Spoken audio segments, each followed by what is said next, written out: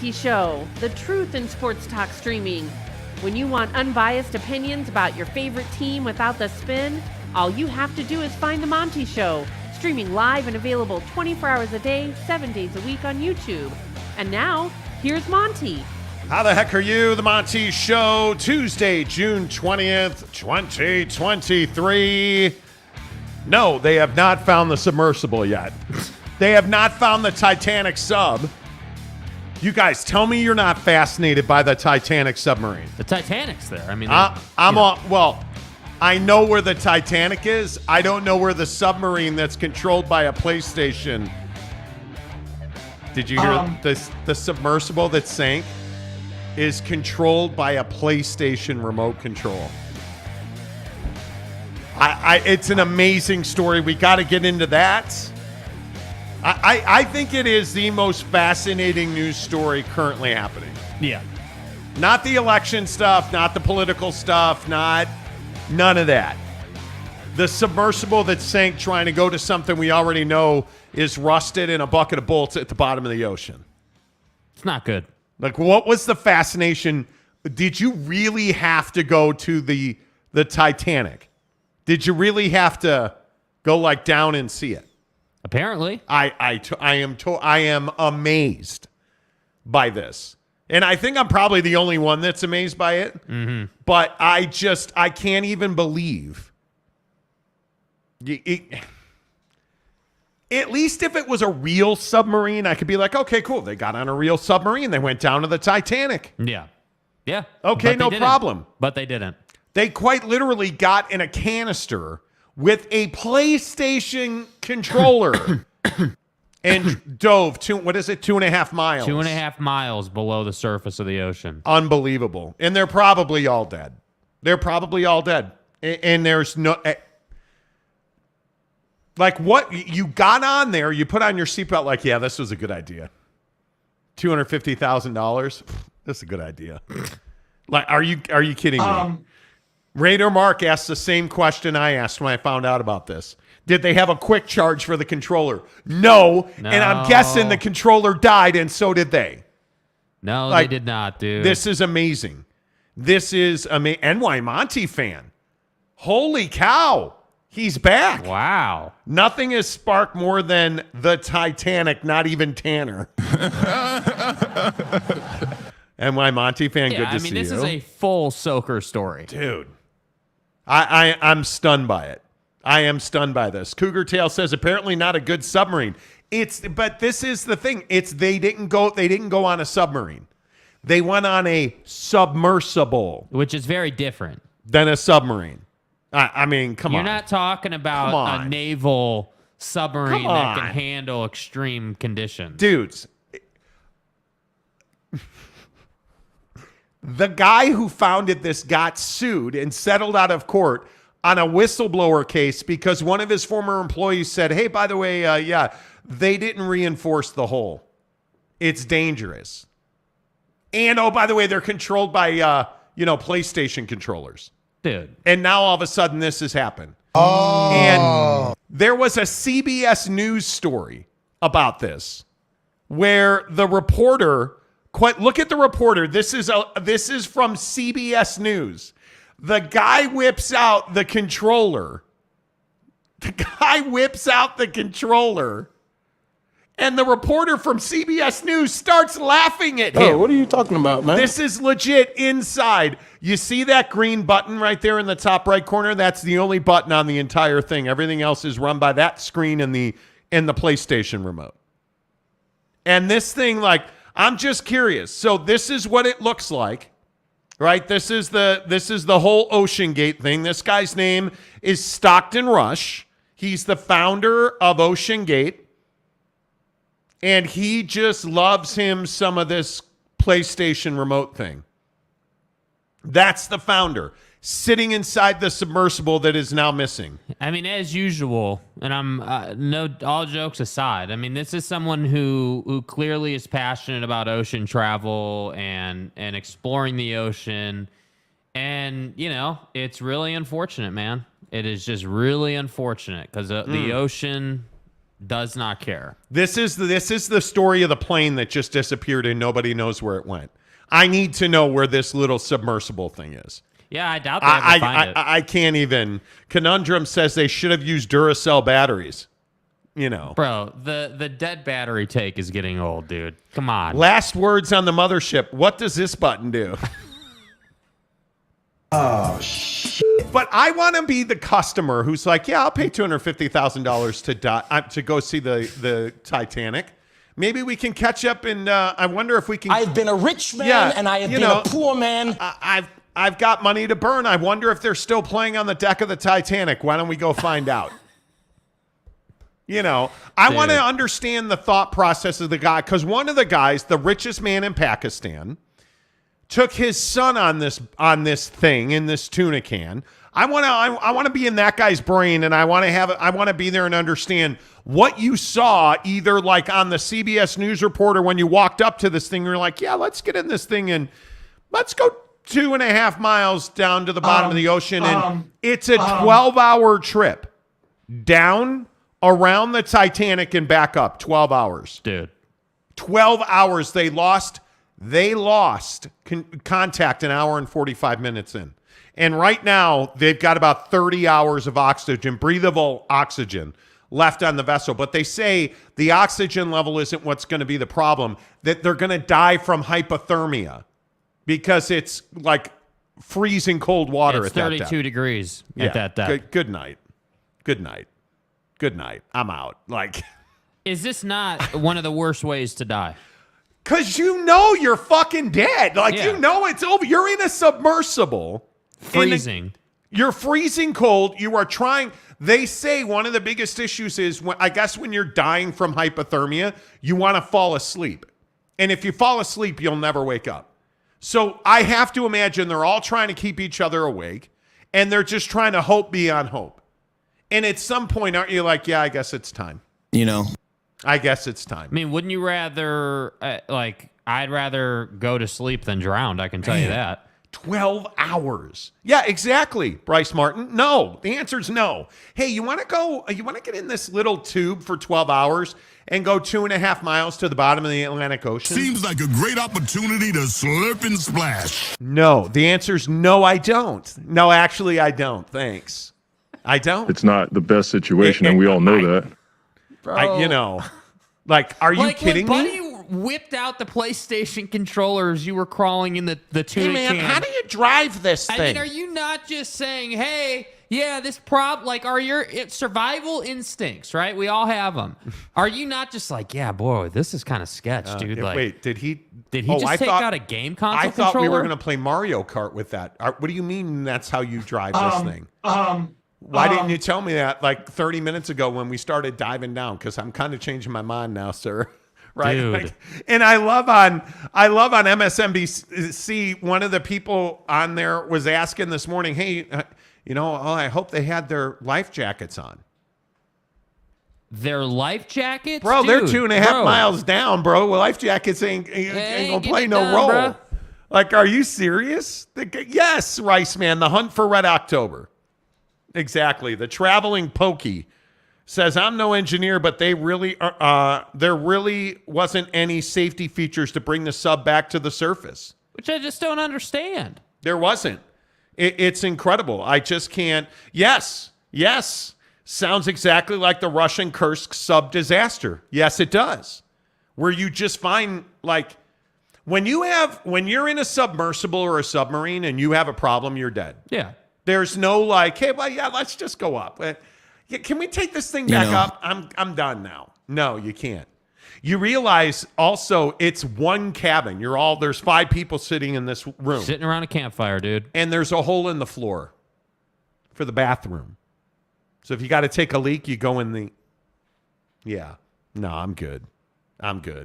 Marlon Shaw, how long did it take to find the Titanic? It's a little bigger than the submersible. I don't think they have much of a chance to find it. No, it's over. You're never finding it. It's over, dude. You're never finding it. And the only question is, are they dead already, or what exactly happened here? Dude, I hope that they died a rapid death. Can you imagine being down? But if you have 40 out, right now, they supposedly right now have 30 hours of air left. I don't want to be alive for that 30 hours because they're not finding us. They're not finding us. It's over. We are you just reminiscing with each other? Like, what are you talking about? Are you talking at all? Are you like, I don't know what you do. Well, I think there's phases to it. So initially, once you realize you have a big problem, the panic starts to set in, right? I mean, at some point you're panicking. And then you start to be like, oh, okay, well, how do we communicate? Do we have a, is there a flight recorder version for a submarine? Is there some sort of ping? Is there some way that I can leave a message for my wife? Exactly. Like what options do we have, if any? And so to me, that was my thing with this whole story. All mocking aside. Yes. Why would you get in something going on a venture like this? Dude. At those depths? Like, did you ask these questions before you left the dock? And I'm not a big ocean guy. Like, I'll do a snorkel boat or like a little cruise, dude. but I'm not interested in like scuba diving, or I'm not interested, bro. And this is what I say. This type of thing is terrifying to me. Yeah, I don't know. I mean, know what, man? Can you imagine the terror that goes through you when you realize, yeah, dude, like, this is it. This is how I'm gonna die. In a submarine, my family's never gonna see me again. I may drown. I may freeze to death. Or maybe, and again, I'm not trying to be grotesque here, maybe the thing just imploded on itself. Maybe that's they never the knew theory. It was coming. Like, that's the theory is because, and real quick, and then we'll move on.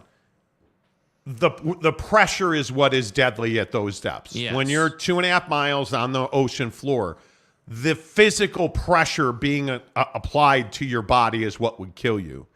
And they're surmising, there's a lot of people guessing that the craft, the submersible tube that they were in on this particular trip, could not sustain the pressure, and it just imploded. It just collapsed, and it killed everybody. Because you can't breathe, you're just crushed to death. It's like a building fell on top of you. Yeah. You're just dead because your body just gets crushed. And I don't wish that on anybody, but the worst thing in the world would be like a slow water leak, but you would be dead. It would crush you, right? Yeah. The worst thing then is that you lost power and you just floated to the bottom of the ocean floor, and you're going to sit there for 30 hours and die. That would be the worst, absolute worst way to go about this. Mm-hmm. So I'm fascinated by it. Thank you for spending 10 minutes indulging me on the submarine that they are, not the submarine, the submersible. Everybody is very passionate about saying it wasn't a submarine. It's a submersible. So, yeah. Okay, I totally get it. The Monty Show presented by The Advocates. TheAdvocates.com, the best injury attorneys in the business. You know, the amazing thing is that we don't think about our communities. We don't think about the toll that accidents take, or, hey, if you get hurt at work, if you work in a fast food restaurant, Trevor, one of the attorneys from The Advocates, is going to join us at 4. And there's this story out of Louisiana about an Arby's employee who got locked in a freezer. That's a workman's comp case. And I think people don't think about that. It doesn't matter where you work. If you make $5 an hour or $1 million an hour, if you get hurt at work, you need to get to The Advocates, theadvocates.com, where you never pay them a penny. You never, ever go in your pocket at The Advocates. You will never pay them out of pocket. See, because you don't pay The Advocates unless and until they win your case. Theadvocates.com, UtahAdvocates.com. Chat with an attorney live online for free. I know a lot of people don't like calling and having personal conversations. You can chat with an attorney live on their website 24/7, 365 for free, because they don't have consultation fees. They don't have retainers. Chat with an attorney for free. Theadvocates.com. The best injury attorneys in the business. I think without a doubt, the update on as the Pac-12 burns. And I think the biggest question right now is, will the Pac-12 be able, logistically, financially, in all of these situations, will the Pac-12 be able to expand? And the bigger question for me is, why is everybody so excited about SMU? And I'm a huge supporter of the state of Texas. I believe in the Dallas market. I believe that the state of Texas pretty much belongs to the Big 12, and what doesn't belong to the Big 12 belongs to the SEC.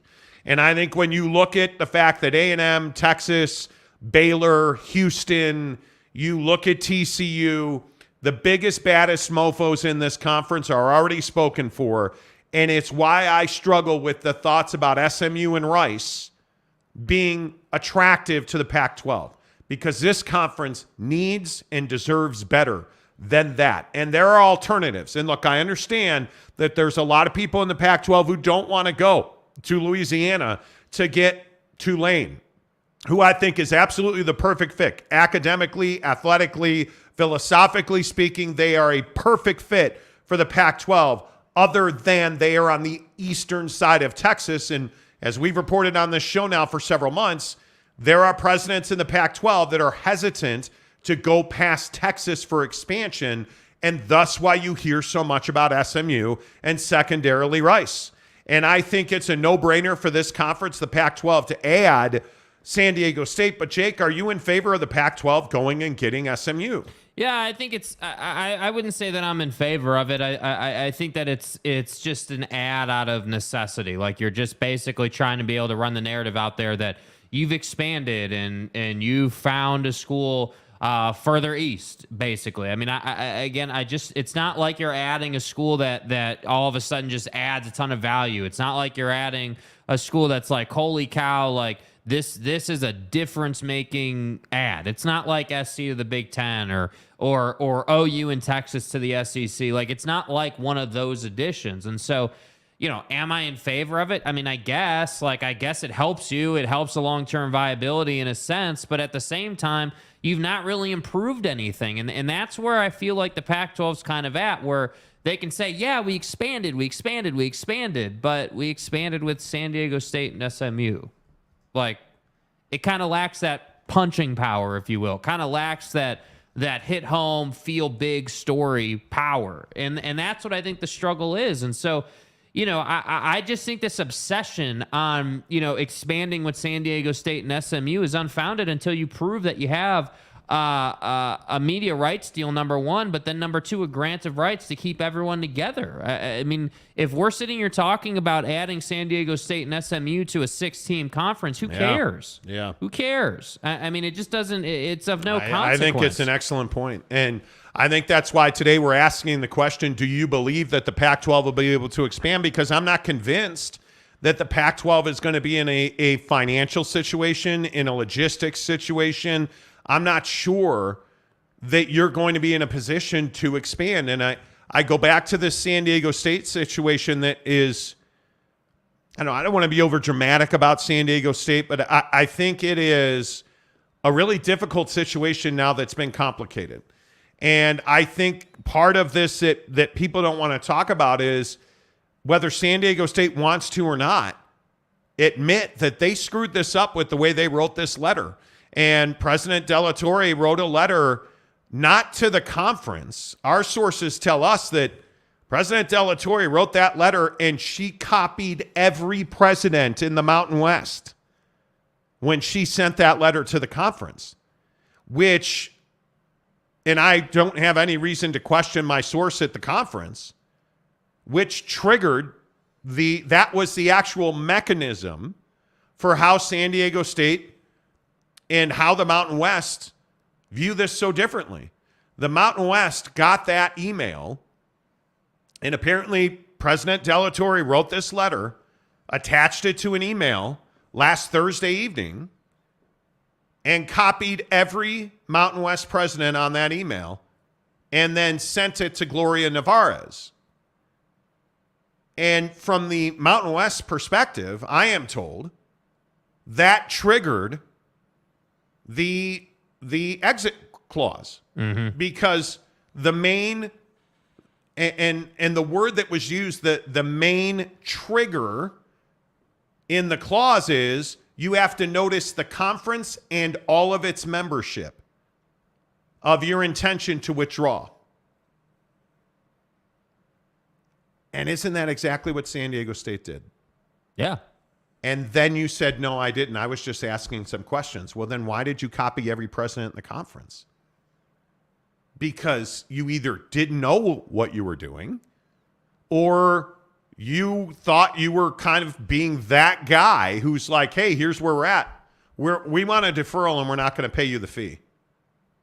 And the Mountain West, I think, absolutely unified behind each other against San Diego State. That's my perspective on it, based on people I've talked to that have said, yeah, the conference is unified, that it's time to move on. And I think the really interesting part of this is, why will the Mountain West not defer that exit fee from San Diego State? Have you put any time into that? Well, they're not going to defer that exit fee because they need the money to offset the loss of TV revenue. So they're not going to defer your exit fee. Yeah. They're not going to give you 30 days. And by the way, I was also talking to a source at the Pac-12, and one of the hesitations around SMU, their conference requires a 27-month notice of withdrawal and a $10 million fee. Well, the problem with that is, obviously, we're not 27 months away from expansion in the Pac-12. Yeah. We are, 12 months and 10 days from expansion. So SMU is in a really precarious situation. And again, I just say, do you know why the Pac-12, why we are here? Because the Pac-12's not been able to operate for a year almost now. So they haven't been able to go to market. They haven't been able to get a TV deal done. There's been one hurdle after another that they just keep sliding in their own way. And they just keep getting in their own way again and again and again, whether it is, people resigning, the Comcast scandal, just all of this stuff, the holiday lawsuit, like over and over and over and over and over again. And now you're looking at SMU, who's supposedly this perfect target. I'm telling you right now, SMU is not the perfect target. They're just not the perfect target. Yeah, and I feel like everyone wants to spin them as like this amazing addition. And it's like, yeah, I get it. Like, it's not that they're a bad program or anything, but again, it has to be said, like, with the context of where the Pac-12 is at, adding, smaller time programs from a national championship perspective, that's cool and everything, but that's not going to change. That's not going to change your fortunes. That's not going to all of a sudden be like, yeah, wow, man, the Pac-12, boy, did you see who they added? Yeah, SMU and San Diego State. Like, again, we've talked at length about San Diego State. SMU falls right in that same range, in my opinion. A little different, a couple things here and there, but really not a program that's going to be like, wow, make the news type deal. Yeah. So that's why I say, like, I just look at this situation, and if you're looking at it from Adela Del Torre's perspective, yeah, I don't know what. Clearly, to me, there was a miscommunication between Del Torre and J.D. Wicker of some variety, because think so? Well, because here's the deal. I think you made a great point about copying every president. Why would you go into what I would call protocol of noticing your conference of your intention to leave? Why would you behave in that way, but then try to backtrack and say, well, we didn't do that?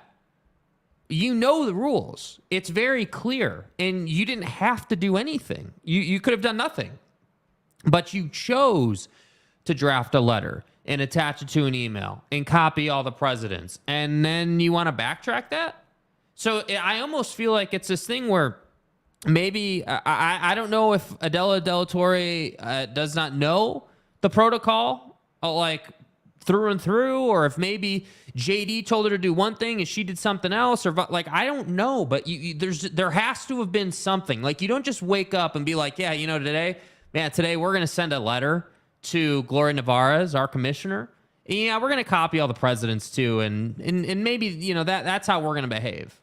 Like, you don't just wake up and be like, yeah, that's what we're going to do today. Like, that's not how it works. So that's why I say I think there was a miscommunication somewhere, and there was a lack of understanding about the process or the protocol or how the conference would view sending a letter in that fashion. That's the only thing I can think of. So you messed it up 10 ways to Sunday. And now you've put the Pac-12 in a position where it's like, okay, cool. So now we're looking at, San Diego State's looking at 17. Is the Pac-12 going to have to help them pay a $34 million exit fee if it were to get to that? Like, you're putting the Pac-12, the conference you want to go to, in troubled water before you've even entered the conference. How is that even possible? Yeah, how do you get there? And I think the other fascinating part of this is what happens if the Pac-12 can't expand? And what happens to San Diego State? Where does San Diego State land? It really is interesting to me that you have all these variables, and then you're just the Big 12 sitting here waiting to see what's going to happen. And it's really sad to see it, man. It is really difficult to see the Pac-12 in a situation where it just should never have gotten this far. There's no reason for the Pac-12 to be here. I mean, again, not to be redundant, it's all self-inflicted. Mm-hmm. It's just the way it is. And once we start playing football games, I think the Pac-12 becomes far more relevant than it is now, because I think the Pac-12 is going to have a very good football season. You look at some of the projections and the numbers, whether that's Oregon State, Washington with Penix. I mean, you have a lot of expectations at USC. And I don't mean conference expectations. I mean national championship expectations for Lincoln and USC. I think you look, again, Utah is in line to have a really good season. Nobody's talking about the Utah football program, but that program is going to be elite again. I mean, you have 4 really good programs, and I don't think any of us know what DJ Uiagalelei at Oregon State's going to be. I don't think we really have any idea where UCLA's offense is going to be when you're replacing DTR the way that they're going to have to this season.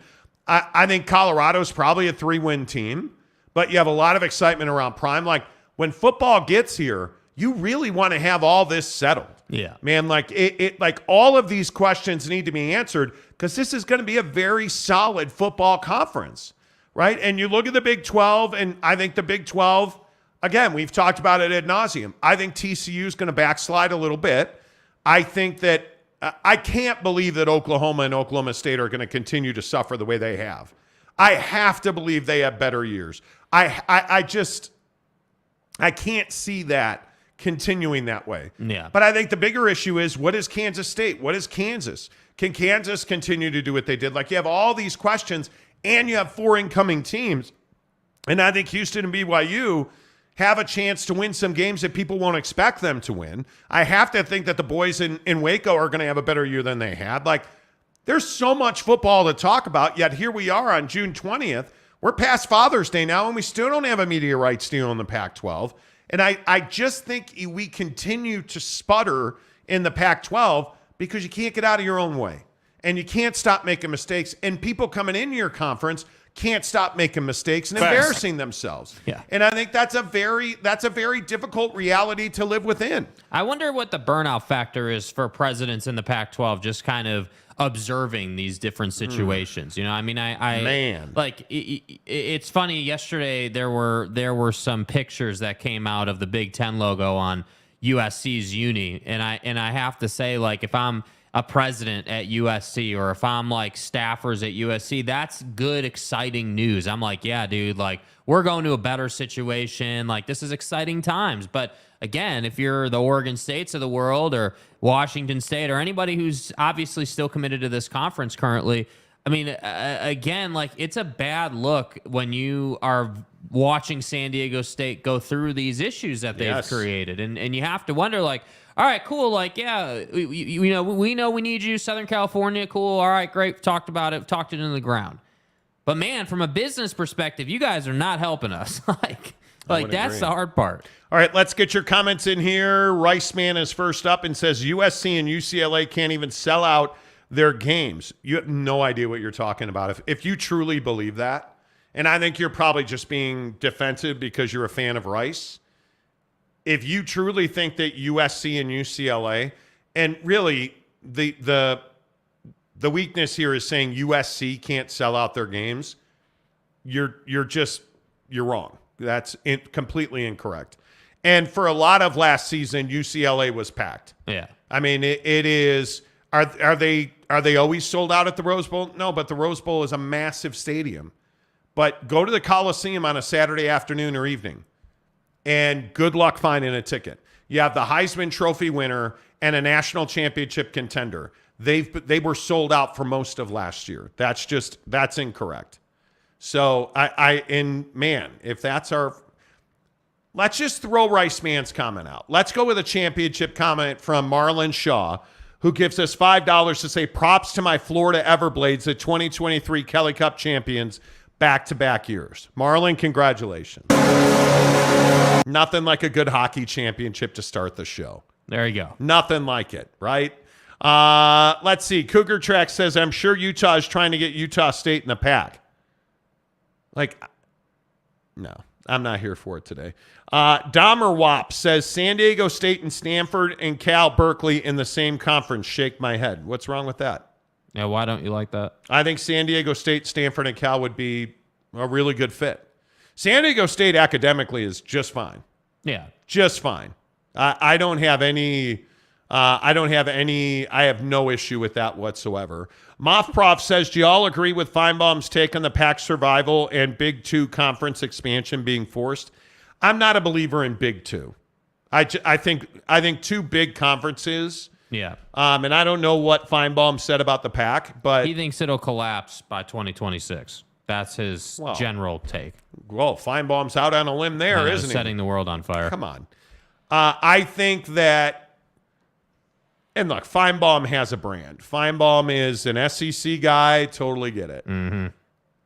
A Big Two conference is arrogant, and I think it's terrible for college athletics. Yeah. I think it's absolutely terrible. Like that. To me, that's just a huge mistake. William Lorig says, who's going to give their share to add another team that is not a football brand? Well, yeah. Very interesting question. I just don't think Rice is an option for the Pac-12. I really don't. I mean, I don't necessarily care about the size of the school. It's a legal powerhouse, but it is reach. And I'll continue to preach this. And I say it every day on the show, and people tell me I don't know what I'm talking about. Yet every day it seems like, or at least on a weekly basis, a professional sports team signs a television contract that's 100% based in reach. Reach is the only thing that matters. Because when you reach more people and more people put their eyes on your product, what happens? Your revenue goes up because there's a larger audience. Rice brings a very, very small audience, that, by the way, Houston and Tech and A&M and Texas and you've got that with TCU. You've got that like SMU, you've got that. You don't need that. Stop talking to me about UTSA. Nobody wants UTSA in the Pac-12. Nobody. And I think there is very little support for Rice. Yeah. The second choice here, and I'm not even convinced SMU. I think a lot of the SMU chatter, and this is not my opinion, it was brought to me by a guy I talk to on a regular basis. I think a lot of the SMU chatter is based on George Kliavkoff's visit in February to SMU. And which, by the way, was, in my opinion, not a trip of substance. Like, hey, why don't you join our conference? I think it was a flex. And if we're being totally honest, I don't think George Kliavkoff went to SMU to be like, oh, hey, we got to get you in the conference. What can we do? I think he went there and was like, oh, yeah, I just want to, get to know you guys. Let's see what you're all about. Let's see your facilities. It's an introductory conversation. George Kliavkoff, in my opinion, went and toured SMU to show people, well, yeah, of course we're going to expand. To try and quell the narrative of the existential crisis they've been looking at. Right. I don't think there's some huge appetite to add SMU. I really don't.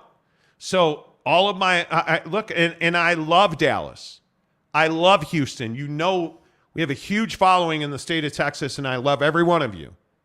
But that doesn't make Rice and UTSA and it doesn't make you a candidate to join the Pac-12. It does not. In fact, I don't see, now that Houston is spoken for, I don't see another P5 school in that state. And I know it's a football state, and everybody wants to talk about Friday Night Lights, and hey, all that's cool. But, dude, there's only so many spots. There's only so many places for us. Like, is SMU really a Power 5 institution? No. I don't think so. I certainly Rice is not, just based on volume. Rice is not. But I mean, again, if I said to you, you could have Tulane or SMU, you would take Tulane every single day and twice on Sunday. Yeah, and I think Tulane's more attractive just based off their, and I know bowl games don't matter, but it's encouraging if from Tulane's side, to be able to hang with USC, and obviously they beat USC, but regularly if those two teams played 10 times, USC would win 9 of them, but it's nice to see, hey, this is a program that can compete a little bit. So, Yeah. And frankly, I look at somebody like Tulane, again, another really good baseball program. Like, Tulane's not a one trick pony. Yeah. Like, I look at Rice. Rice is a baseball program. Problem is you don't play football. I mean, you do, but you really don't. Yeah. Right? I mean, you make lawyers and you make baseball players. That's and there's nothing wrong with that. There's nothing wrong with that, because you make some really damn good lawyers. Right? I don't know, man. I get burned out on everything in Texas is great, so let's add as much as we can, because you can.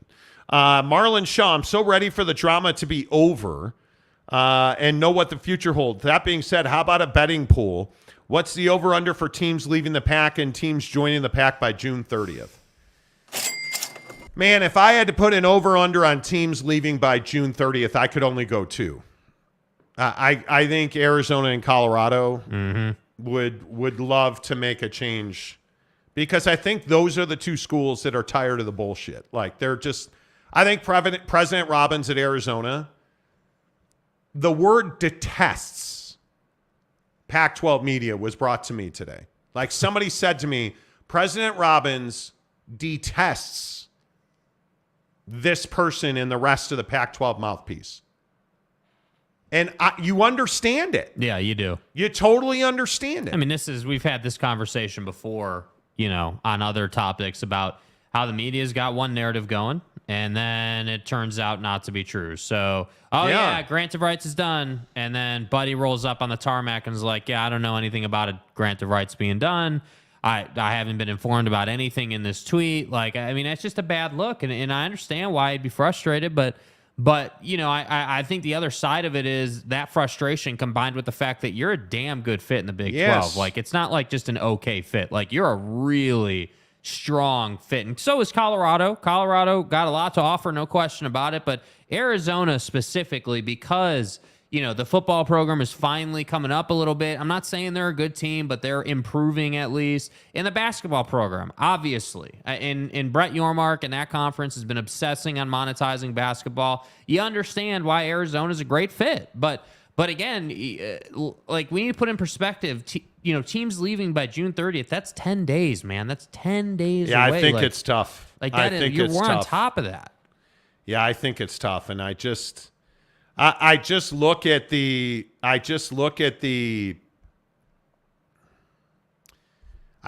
challenges facing this conference, and I think June 30th is 2. Mm-hmm. I think August 1st, that's a different question. July 31st, that's a different question. Completely, Marlon. But I'm ready for it to be over. Yeah. By the way, TCU's run of awesomeness in athletics continues. Their baseball team just moved on. Now, good luck. You moved on to Florida. Well, that's probably where the frog goes to die. But TCU moves on. I mean, they're under a ray of light that's amazing. Let's see. Dave Patrick, is San Diego State a Power 5 team? No, they're not. No, they're not. Rice and UTSA are not Power 5 teams. They're just not. Agreed. They are not. It doesn't make them bad schools. Yeah. That's just the reality. Yeah. I mean, it's, they're not bad schools at all. They're not.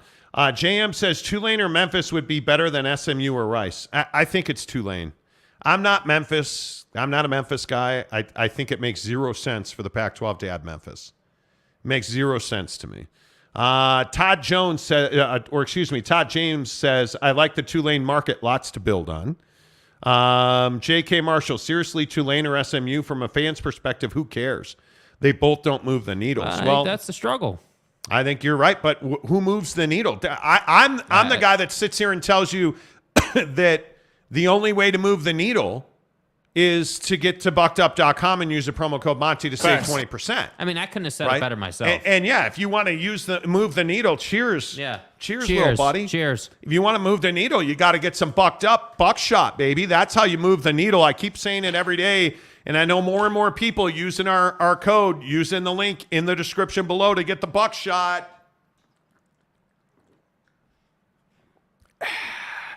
It is so good. It is so refreshing. I'm a huge fan of the watermelon. The blood raz is really good as well. Don't take my word for it. Get free samples of Buckshot. Get 6 of them sent right to your front door right now in the description below. I cannot say enough about the guys at Bucked Up. They're really good partners. And the thing about Bucked Up is their products just work. High-powered energy to carry you through the rest of your day. You know, like I know it's 2:42 on the West Coast. You're coming back from lunch. You're trying to get through the rest of your day. I know it's 5:45 on the East Coast. Think about how tired you were, right? That's what Buckshot does for you. It carries you through the rest of your day. I'm telling you, it has changed my golf game. It has absolutely helped me get through the back nine. It has been a struggle for me. I would get tired. It'd be rough, and not anymore. I hit a Buckshot at the turn, and my back nine is markedly better. Boom. And the shot selection's better. I'm telling you, like when we go to the gym in the morning, I've been getting up at 5 o'clock going to the gym. Mrs. Monty's training for a triathlon right now. I pop a Buckshot at 5 a.m. It does the exact same thing for me, but in a very different way than pre-workout does. Like, it makes a difference. It absolutely makes a difference. So I love it. I'm telling you, get the free samples in the description below. Make sure you tell me you heard about it on the Monty Show. Man, a lot of you are in on SMU today. David Sebesta says, got my Buckshots from last week's sale yesterday. Nice. Let's go. Nice, Sebesta. You got to love that. I'm telling you guys, you will love Buckshot. You will absolutely love Buckshot. It's awesome. Yeah. It is really, really awesome. Lopes fan Gabe says, tell me President Robbins detests President Schultz without telling me President Robbins detests President Schultz. Washington's a clown show. Washington is a clown show. It's amazing. Two Masta says UTSA academics will prevent them from being a Pac-12 candidate. Two Masta, if you know their academics, you really need to change the way you live your life. Because, bro. Yeah. Come on now. I have no idea what their academics are, and I don't care. Yeah. But hey, that's cool. J.K. Marshall, all kinds of needles move now. Yeah, baby. Let's go. Lopes fan Gabe says everybody loves Oral. Oral Roberts. That's who TCU be. Don't worry. We're going to talk about Zion today. You know. Yeah. Don't worry. The Zion Williamson story. Essay, as a Utah fan, losing Arizona and Colorado is no big deal. Utah State and San Diego State are better natural rivals for the Utes. Okay, dude. Whatever you're smoking, I need some of. First of all, if you think losing Arizona is not a problem, they've pretty much been an auto win for Utah football. And number two, their basketball program is pivotal to the success financially of Pac-12 basketball. It's absolutely pivotal. Because if you lose UCLA and Arizona, do you quit basketball as a conference? Do you just be like, yeah, fuck it, we're not going to play basketball anymore? No Arizona, no UCLA. Bronny and USC are gone too. Yeah, we might as well just fold up the tent. Yeah. Right? Because you're not a basketball. Without UCLA, you're already damaged. You lose Arizona, you might as well just fold basketball. Because I don't know how you're going to recruit. Pack everything up. We're out of here. How are you going to recruit? And I'm being serious. If you are somebody like me that has watched this league go from an elite basketball power, the Pac-12, to irrelevant when UCLA leaves. This case is empty. Because Arizona hasn't exactly carried the water in basketball. Like going through the Sean Miller FBI wiretap scandals, and Arizona's lost a lot of games and has not made deep tournament runs and has not recruited. They've disappointed repeatedly. And they need to start winning. And by the way, they're going to start winning because Arizona basketball is down and it doesn't stay down for long. They're not going to stay down for long. Yeah. They aren't. And I'm telling you, what Jed Fish and the guys are doing in Tucson, Arizona, you can drive your ass back to Phoenix. Because they're starting to win games. And I think Arizona football and Arizona basketball are not going to be down long. MJ Bassett gives us $10 to say, if we discussing long shots from additions, North Texas won the NIT and has 40,000 students, 200,000 DFW alumni. That'd be Dallas, Fort Worth. J.R. Ewing. San Diego State is better because they address a geographic gap. No to private outside California. Ooh, I don't even disagree with you. I think San Diego State, and I know this pisses off Aztec fans, but if we're being honest, are they more valuable geographically or athletically, San Diego State? Oh, it's geographically for sure. Yeah. I don't even think you could make the argument that their athletics are more valuable than their geography, because I don't think you can do that. I mean, it isn't even. I'm still trying to get over the fact that dude brought up North Texas as a long shot. I love it. Jim Choi, Coach Majerus isn't coming through that Utah door. No, he's not. God rest his soul. Nick M., Arizona basketball would greatly improve by playing in the Big 12, where they will have great competition every week, and will be seen much more often, and they will be able to recruit at a higher level. That's the big one. Yeah. That's the big one. That's the big one. Sam Lott says, sup, you casuals. What's up, Sam Lott? Hope you're well. Domer Wop says, J.R. Ewing, my guy. That's right. J.R. Ewing. It's amazing. It is amazing. Two Masters. Dixie State is a sleeper candidate for Pac-12 expansion. Stop. Not yet. Not yet. What is Dixie State? I don't know what Dixie State is. I didn't know that. Don't. I'm just asking a question. I mean, there's Utah Tech. Yeah. Oh, Utah Tech. Why didn't you just say so? You're such a jerk. I love it. Jaron Eccles. Anyone else going to watch party at Delta Center Thursday? No. It's the draft. It's the NBA draft. Are we? No. We'll talk about it coming up because we got to talk about the Jazz TV deal. Let's see. Gash Blitz. The Power 2 is a myth. It will be a Power 4 with two conferences securing their football footprint while the remaining two secure a basketball footprint. Could be. Look, this idea that we can have just two power conferences, it's so elitist. And it's what drives me nuts about guys like Feinbaum and Timmy B, Tim Brando, and we're the best. We know everything. It's the SEC, bitches. Like, congratulations. Yeah. Great. It's not going to be a Power 2. Well, the Big 12 and Pac-12, they're just, they're just making us more money because we win the games, I hate and this is what drives me crazy about Utah fan on Twitter or this whole look down your nose thing. Yeah. It's exactly why the Pac-12 is where it is. Facts. And again, I've supported the Pac-12 for years. Hello? Yeah, I don't know what that was. Facts. 4 years. There's a little technical difficulty there. And the Pac-12's biggest problem is they're a bunch of arrogant pricks. Mm-hmm.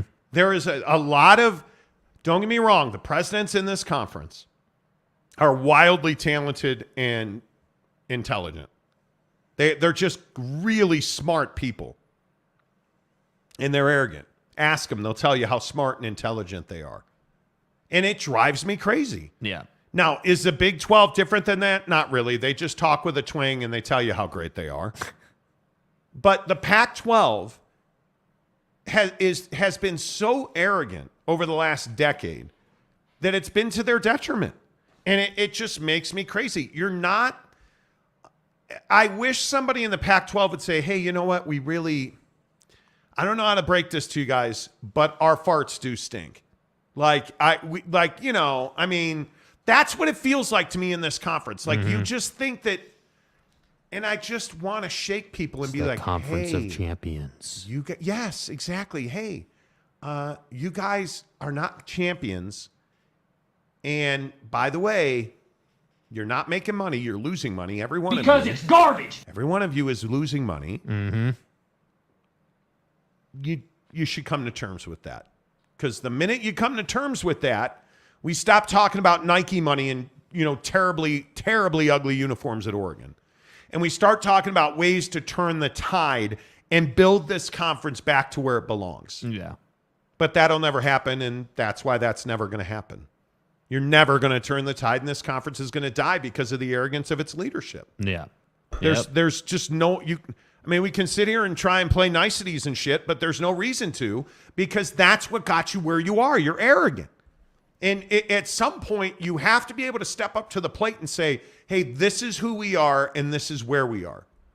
We are not the biggest conference. We're not the second biggest conference. We're not the third biggest conference. We're the fourth conference. And really, I think I can make the argument the ACC is a bigger conference. So you're the fifth conference. Which, wait, is that last? But nobody in the Pac-12 will talk about that. The Pac-12 wants to tell you how great they are. The Pac-12 wants to tell you, again, Conference of Champions. Like, hey, that's all cool. Congratulations on the pickleball championship or the badminton championship. This is corny stuff. Hey, congratulations. But you haven't won in basketball and you haven't won in football. And frankly, you really haven't had a seat at the table in recent years in college football. Yeah. You haven't. And it's because you guys are arrogant and you schedule Friday night games in Pullman with USC. And you just continue to shoot your feet off with terrible officiating processes. Yeah. And your TV deal's bad, so you can't recruit. And you don't have the reach that a conference of this quality should have. Well, and I think the problem is like that officiating reference, or like any of the things that have gone sideways in the conference over the last couple of years, makes it so that now your reputation is, you do business poorly. You're not a well-run conference. Yeah, and think about this, dudes. Think about this. What have you done in basketball? Nothing. Absolutely nothing. Like, is the Pac-12 at all relevant in basketball? No. And you look at the last 10 months, and you look at, because I would say on the court, the Big 12's been better for a significant 3, 4, 5 years. But the last 10 months, the revenue gap has exploded, and the Big 12 has just gone up and to the right. Up and to the right. And the Pac-12 has really stagnated and now started falling down to the right. Yeah. Like you're giving money back to Comcast, and really you never got it from them now because they've stopped paying you. Mm-hmm. You're getting sued by the Holiday Bowl. Like all of this stuff, man. And at some point, you just need to own that. You do. Cowboy Country gives us $10 to say what I said yesterday about the Mountain West TV deal was wrong. I apologize. Whoa, dude. Wow. Somebody apologized? That never happens. Second, I've seen SMU's construction in person. Their stadium will be far better in 2 years. We'll be a P5 team one day. Could be. But isn't that where the Pac-12 is, where you're bringing in a team that's not P5 ready in SMU? If, let's say that the Pac-12 adds SMU, which I'm not convinced they will. But you're hoping, you're reaching. Like San Diego State's not a reach, in my opinion. That should be done already. SMU would be an incredible reach. It would be an incredible reach. Sean Mirzinski says they act like they're the best conference, yet they don't win. It's delusional. Totally delusional. Connor Johnson, legit wondering which Pac-12 fans y'all know that talk like this. Dude. Oh, there's plenty. Plenty. A ton. Bill says Pac-12 is all about academic. Athletics are secondary. To a lot of the presidents, that's very true. Sebesta says the Pac-12 has been an afterthought in baseball and softball as well. Well, I don't know. I mean, you sent multiple teams to the College Women's World Series this year. I mean, I think you actually had one of your best years ever in softball. I mean, Utah alone. You look at Utah, Washington, UCLA was a huge disappointment. To go out the way UCLA went out was a huge disappointment. But you look at Oregon, the way Oregon baseball has performed. You look at, I mean, I think they're on the rise. I do. The softball in the Pac-12 is actually pretty darn good. Domer Wop says pickleball championship. Exactly right. Conundrum says let's call it the submersible 12. Come on, bro. Like the submersible 12. And if you're just tuning in, we spent the first 10 minutes of the show talking about the Titanic submersible. I ain't even kidding. What is everyone going to type? Whoa. What is everyone going to type fart drop till Monty shows it by accident? People were upset that I didn't play a fart drop when you were mentioning fart sounds. I'm not promising that this will ever happen. In fact, I will tell you probably will never. I will never grow up. I will never mature. And even I am, because I've matured into adulthood. My friend over here, who's currently wearing Lululemon shorts that have like a 3-inch inseam on them, wants to sit over here. What are you trying to say, bro? He wants to sit over here and play fart drops all day long. Yeah. Some of us,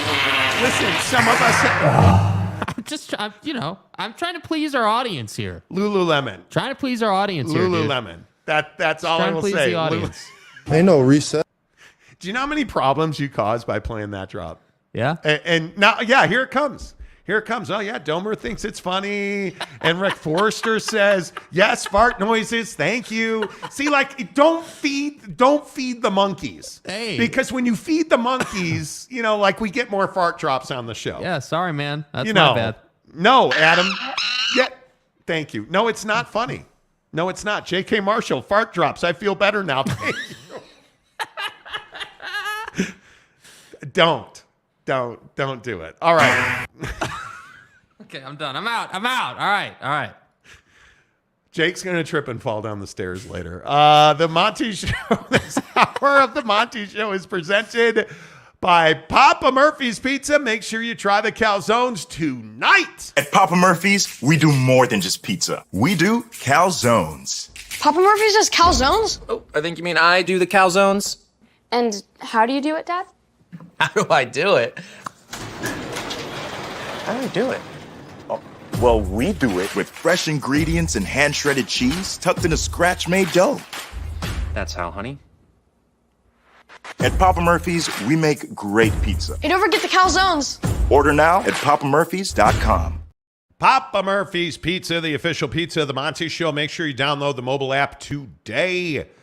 Use the promo code Monty25, and I'm telling you, the life hack at Papa Murphy's Pizza, get the calzone, order the marinara meatballs, put that calzone. I would tell you to air fry the calzones because, wow. Bomb. They're amazing. Pour the marinara meatball on top of it. Good night. Sleep well, friends. That is an amazing dinner. There's nothing else to talk about. Make sure you use the promo code Monty25 to get 25% off your purchase of $25 or more at Papa Murphy's Pizza. Tell them you heard about it on The Monty Show, which is presented by The Advocates, theadvocates.com, the best injury attorneys in the business, which is why Trevor Sanders is on the show today. Are you a pizza guy, Trevor? I am a pizza guy, but I got to say the fart jokes before that ruined the appetite. Wow. See what you did? See what you did, Jake. Look, sport, you need to settle down. My bad. The boys will be boys, though. It's okay. Boys will be boys. There's absolutely no doubt about that. The Advocates, theadvocates.com. And Trevor, I say it every day on the show that it costs you absolutely nothing to work with the Advocates, in that you don't pay the Advocates unless and until they win your case. And when I say that about the Advocates, what exactly does that mean? Yeah, that's exactly right. We only get paid if we win something or if we recover something. But yeah, we don't charge an hourly rate. I don't take money from the clients in a check or something like that. Only if we recover something for our work. And, I think we're pretty good at what we do. Yeah, I would say you're pretty good at what you do. Check them out at theadvocates.com. You know, it was interesting. We were talking about on the show workman's comping, and, you know, I saw on your LinkedIn you posted a story about an Arby's restaurant. Yeah. And that a worker got stuck in a freezer. And the first thing that came in my mind is, well, yeah, that's workman's comp. Like, but I wonder how many people think about like where they work. And I don't know why, maybe it's just me. I didn't associate workman's comp with fast food, but that's absolutely a workman's comp case. Yeah. Yeah, no, I did post. I try to post things that are useful to people on LinkedIn a lot. And there was a story, I think out of Louisiana, where a woman was trapped in this freezer in an Arby's restaurant and died inside. And I guess she had tried to, you know, claw her way out of it. I mean, if you think about it, like a horrific way to die, locked inside of a freezer. But yeah, it's absolutely a workers' comp injury. And I think the family is trying to sue Arby's in some kind of a civil case too. So it'll be interesting to see what happens with that. Obviously that's not in Utah, but pretty shocking news story that came out. But yeah, it is a work injury. Yeah. And weird stuff happens. I've seen a lot of weird stuff in workplace injuries. And you're supposed to have an out in that, and on the inside of those freezers too, by the way. But I wonder, have you seen this case with the Titanic submersible? Yeah, I read about it and I wondered, like, I mean, are they lost at sea or at the bottom of the ocean? Right. Oh, man. And you know, the funny thing is there was a whistleblower case on that one too. There was a lawsuit that was filed by a former employee who had said, hey, they're not constructing the hull of those submersibles correctly to deal with the pressure at 2.5 miles under the sea, right? Which is where the Titanic sits. Like it to me, it's a crazy story, but I don't know, man. Do you have any interest in getting in a submersible and going down to the Titanic? So I like to say, as I sit here, that I like submarines, but I think I'd chicken out. I'll be honest with you. Yes. Yes, I would absolutely chicken out. I'm not here for that in any way, shape, or form. I got to be honest with you. Yeah. That's crazy to me. But by the way, Trevor Sanders from The Advocate's a huge baseball fan. Yes. Huge baseball fan. Yes. Watching Shohei Ohtani, I'm curious because I think this is one of the bigger stories it's building because I can't believe it's already June 20th. Yeah. So as we head into July and the trade deadline's coming, does Shohei Ohtani finish the season with the Angels? I think he does, but I don't think that he stays there at the end of the year. I think he's a free agent at the end of the year, right? I don't think he stays. Which I think is really unfortunate because I think he is done. You couldn't predict that he would be this good. You could not predict that he would have performed at this level after all the arm injuries he's had. And I mean, the guy's just been fantastic, but I think this is the luck of the Angels. But oddly enough, in this season, it's so bizarre to me that the Yankees are struggling, the Dodgers are struggling, but you have a team like Arizona, you have a team like the Cincinnati Reds, like this. A lot of teams have actually flipped the table this year. Yeah, I mean, I think I read that the Angels are in third place, I think, today. The Diamondbacks are killing it, and the Reds are in first place, and the Dodgers just lost one of their biggest losses of franchise history in Los Angeles, just like last night, wasn't it, or a day or two ago? Yeah. Least. But I don't know. I don't know if Shohei stays. If the Angels do, go to the playoffs, if he stays, Mike Trout wants him to stay, but I don't know. I don't know if they can pay him that much. Well, but I mean, get paid. When you're playing in Anaheim, and I know they're the LA Angels of Anaheim, but when you're playing in Anaheim, like Mike Trout's irrelevant. Mike Trout should be, and I'm not even sure it's arguable. Mike Trout should probably be the face of baseball. Right. But I just think most people don't see him. So a guy like Aaron Judge, and Aaron Judge had a phenomenal year last year, don't get me wrong, but Mike Trout is just as talented and could put those same numbers up, but it's in Anaheim, so if a tree falls in the forest and nobody's there to see it, did it make a sound, right? Like, I just don't feel like Mike Trout or Shohei Ohtani ever get over because nobody's going to see him there. Right.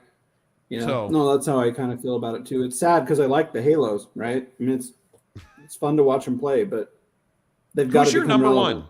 Who's your number one team? Well, I like the Cubs, right? But Chicago's a long ways from Utah, so I got to root for the West Coast teams. I'm excited for the A's to go to Vegas. I'm not an A's fan, but I think that'll be fun. I got news for you, though. The Cubs are closer to Utah than they are to first place. So as a diehard longtime Cub fan, trust me, I know. Trust me, I know. And I know the one thing you know is the Advocates, the best injury attorneys in the business. The complexities of things like workman's comp, the complexity of things like car accidents. And this time of year, I know that you guys are big on community service. You guys really do a great job serving the communities that you guys work in. And you see so many people on motorcycles, scooters, bicycles. I mean, that is when you get in an accident and you have a car and a bicycle, Trevor, probably as well as anybody, that's a losing proposition 9 out of 10 times for the bicyclist. So you have to be ready in those situations, and the Advocates are waiting to serve. Yeah, we absolutely are. I mean, the insurance companies are going to have their best interests, and they're going to know more than you do. Why not have a tactical advantage by calling an attorney on your side, right? Because I think the other thing that you have to remember is the insurance companies don't work, on your behalf. The insurance companies, I can tell you, I just went through this with my glass coverage, which is so frustrating. But insurance companies are not quick to call you back. They're not there to fight for you. They're not going to help you do things like the Advocates are going to help you defer your medical bills. The Advocates are going to, work for you. You're not going to pay a penny until and unless the Advocates win your case. Like, the difference between what the Advocates do and what your insurance company do, Trevor, that's like night and day. Right. And I think it's about interest, right? Where are your interests aligned? The insurance company's interests are the bottom line for their company, right? And when we represent somebody who's been in a bike accident, a work accident, a car accident, motorcycle, whatever it is, dog bites, right? All of those things, our interests, our loyalties are to the person that's been hurt and not some other outside influence. Yep, absolutely right. And it's what I say every day on the show, man. The Advocates serve you. They serve our communities. Have them at your fingertips in your phone. Get ready to go to theadvocates.com where you can chat with quality attorneys live, online, for free, 24/7, like Trevor himself. Yep. At theadvocates.com, UtahAdvocates.com. Trevor, always good to see you, man. I appreciate you. Thanks. Keep following me on LinkedIn. I'll post relevant stuff, and I'll root for the Cubs. Yeah, me too. Forever and ever, Trevor. Forever and ever. Exactly right. There you go. Trevor Sanders from The Advocates, theadvocates.com. The best injury attorneys in the business. Check them out online. Quite legitimately, you never pay the Advocates up front. They don't reach into your pocket. They're not asking for retainers or consultation fees. You don't pay the Advocates unless and until they win your case at theadvocates.com. All right, let's get back to work here on the show. I think the biggest story of the day very clearly is this SMU situation. I still think this San Diego State, we got a lot of details and some clarity on the situation at San Diego State with the Mountain West and this letter. And I almost chuckle when I heard the story in detail this morning. I was talking to a source at the Mountain West Conference who was talking about the fact that Adela De La Torre apparently wrote this letter and attached it to an email last Thursday night. And she sent that email to the commissioner, Gloria Navarez, the commissioner of the Mountain West, but she copied every president in the Mountain West on that email. And I think, Jake, the biggest question is, what does that say about Adela De La Torre at San Diego State? Does that say that President De La Torre at San Diego State, does that say, hey, she was just communicating across a conference, or that she didn't know by sending a letter saying, hey, our intention is to leave, but I have a few questions, by sending that to the commissioner of the conference and every president in the conference? That's the mechanism to trigger your exit. Did she not know that? Or do you think it was an innocent mistake? Yeah, I mean, my opinion is I think it's just bad business across the board. I mean, I think, like, what did you just say? You said, hey, she sent a letter that clearly states, hey, it is our intent to leave the conference, but we have a couple of questions. The conference is not concerned with what questions you have, right? The conference is only concerned with, oh, you're leaving? Okay, great. Well, here's your fee. This is the fee. It's on paper. It's black and white. You have the contract in your office, right? So the Mountain West has no obligation to San Diego State. The Mountain West doesn't have to be like, oh yeah, man, wow. You know, the Pac-12's complete and utter incompetence means that we should help you guys with the exit fee. They're not they're not approaching the conversation that way. And if I was advising them, I would tell them to handle it just the way they have, which is, hey, hold their feet to it, man. Hold their feet to the fire on it, because that's right. You do need that money to cover the TV deal negotiations. Because again, anytime in any conference there is realignment, adding a team, losing a team, you got to renegotiate the distribution deal, right? TV, streaming, the whole 9 yards. So you're going to need that exit fee from San Diego State to help you cover some of those costs. So to me, I just think it's incredible that we get to sit here and talk about a situation where a president of a university sends an email with a letter attached that says it's our intent to leave, but hey, yeah, I got a few questions, and those questions happen to be about taking it easy on the exit fee, or like you don't do that in business. That's You don't jump all the way in to the pool and then be like, yeah, well, I didn't mean to jump all the way in, and can you help me get out? But no. see, I'm more with Boyd Lake. Boyd Lake says no way she didn't know what she was doing. Wow. She's the president of the university. San Diego State, the president, Adela De La Torre. If you just thought that was an innocent mistake, you should probably resign, because you're derelict in your duties, right? I mean, in all seriousness, though, there's no way you don't know.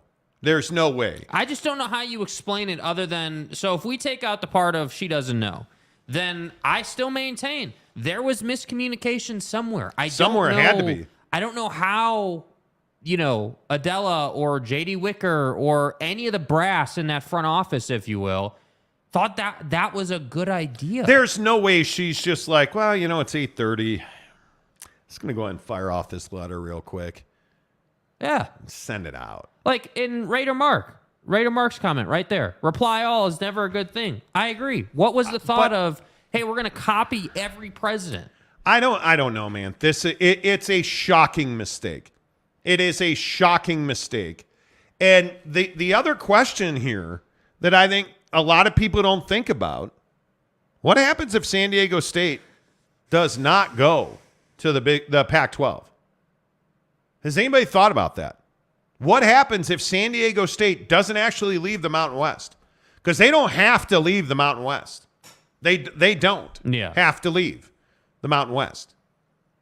And you're essentially saying in this letter, hey, we need a 30-day extension because the Pac-12 can't get their shit together. Can you give us 30 days? Their answer was no. Their answer was no. So you've got 10 days to cough up $17 million. No. And if you don't, it's going to double. And it's going to be $34 million, right? By the way, when everybody else, including, the great Pac-12 mouthpieces, were saying it's a $52 million exit fee, what did the two hacks on YouTube tell you? It was not triple, it was double. Mm-hmm. And if they pay it by June 30th, and now they were not going to get a payment plan because they asked for the Affirm deal, which is, hey, let us just pay this over time, bro. Not happening. Mountain West said, no, sir. You will pay us the $17 million, period, or we will not let you out of your grant of rights. Yeah. Period. And so my question is, if you are San Diego State, you strung yourself up from a yardarm here. Like you really did. Like you put yourself in a position where you literally tied a string around your toe and pulled yourself up, and now you're foot over head here. Yes. And you're just twisting in the wind, waiting for the Pac-12. Because why you would ever do that, I have no idea. I don't know. I do not know. And it's remarkable to me that you came out here and said, hey, we want to leave, but we have a few questions. It's remarkable incompetence. She took offense. But I would say email is dangerous, dude. Yes, it is. In this day and age, send a text message, make a phone call, go see somebody. Get on Snapchat like Zion. I mean, get on Cash App and send a message. Right? Yeah, can we roll out some vanish mode on Instagram, bro?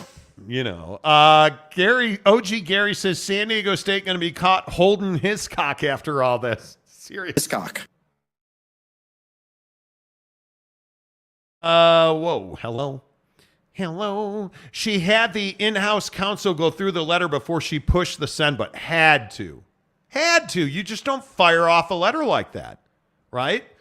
Let's see. Lobo Blast 1. This is the second time San Diego State asked to leave. First time would be back in 2011. They soon came back with their tails between their legs. I hope that's wrong.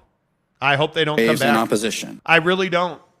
I hope that they leave, because if you did this, I mean, this is humiliating. Yeah. I don't know how you recover from this. I think it's already humiliating. And then if you come back, it's even, I mean, it just is the lowest of the low. Absolutely.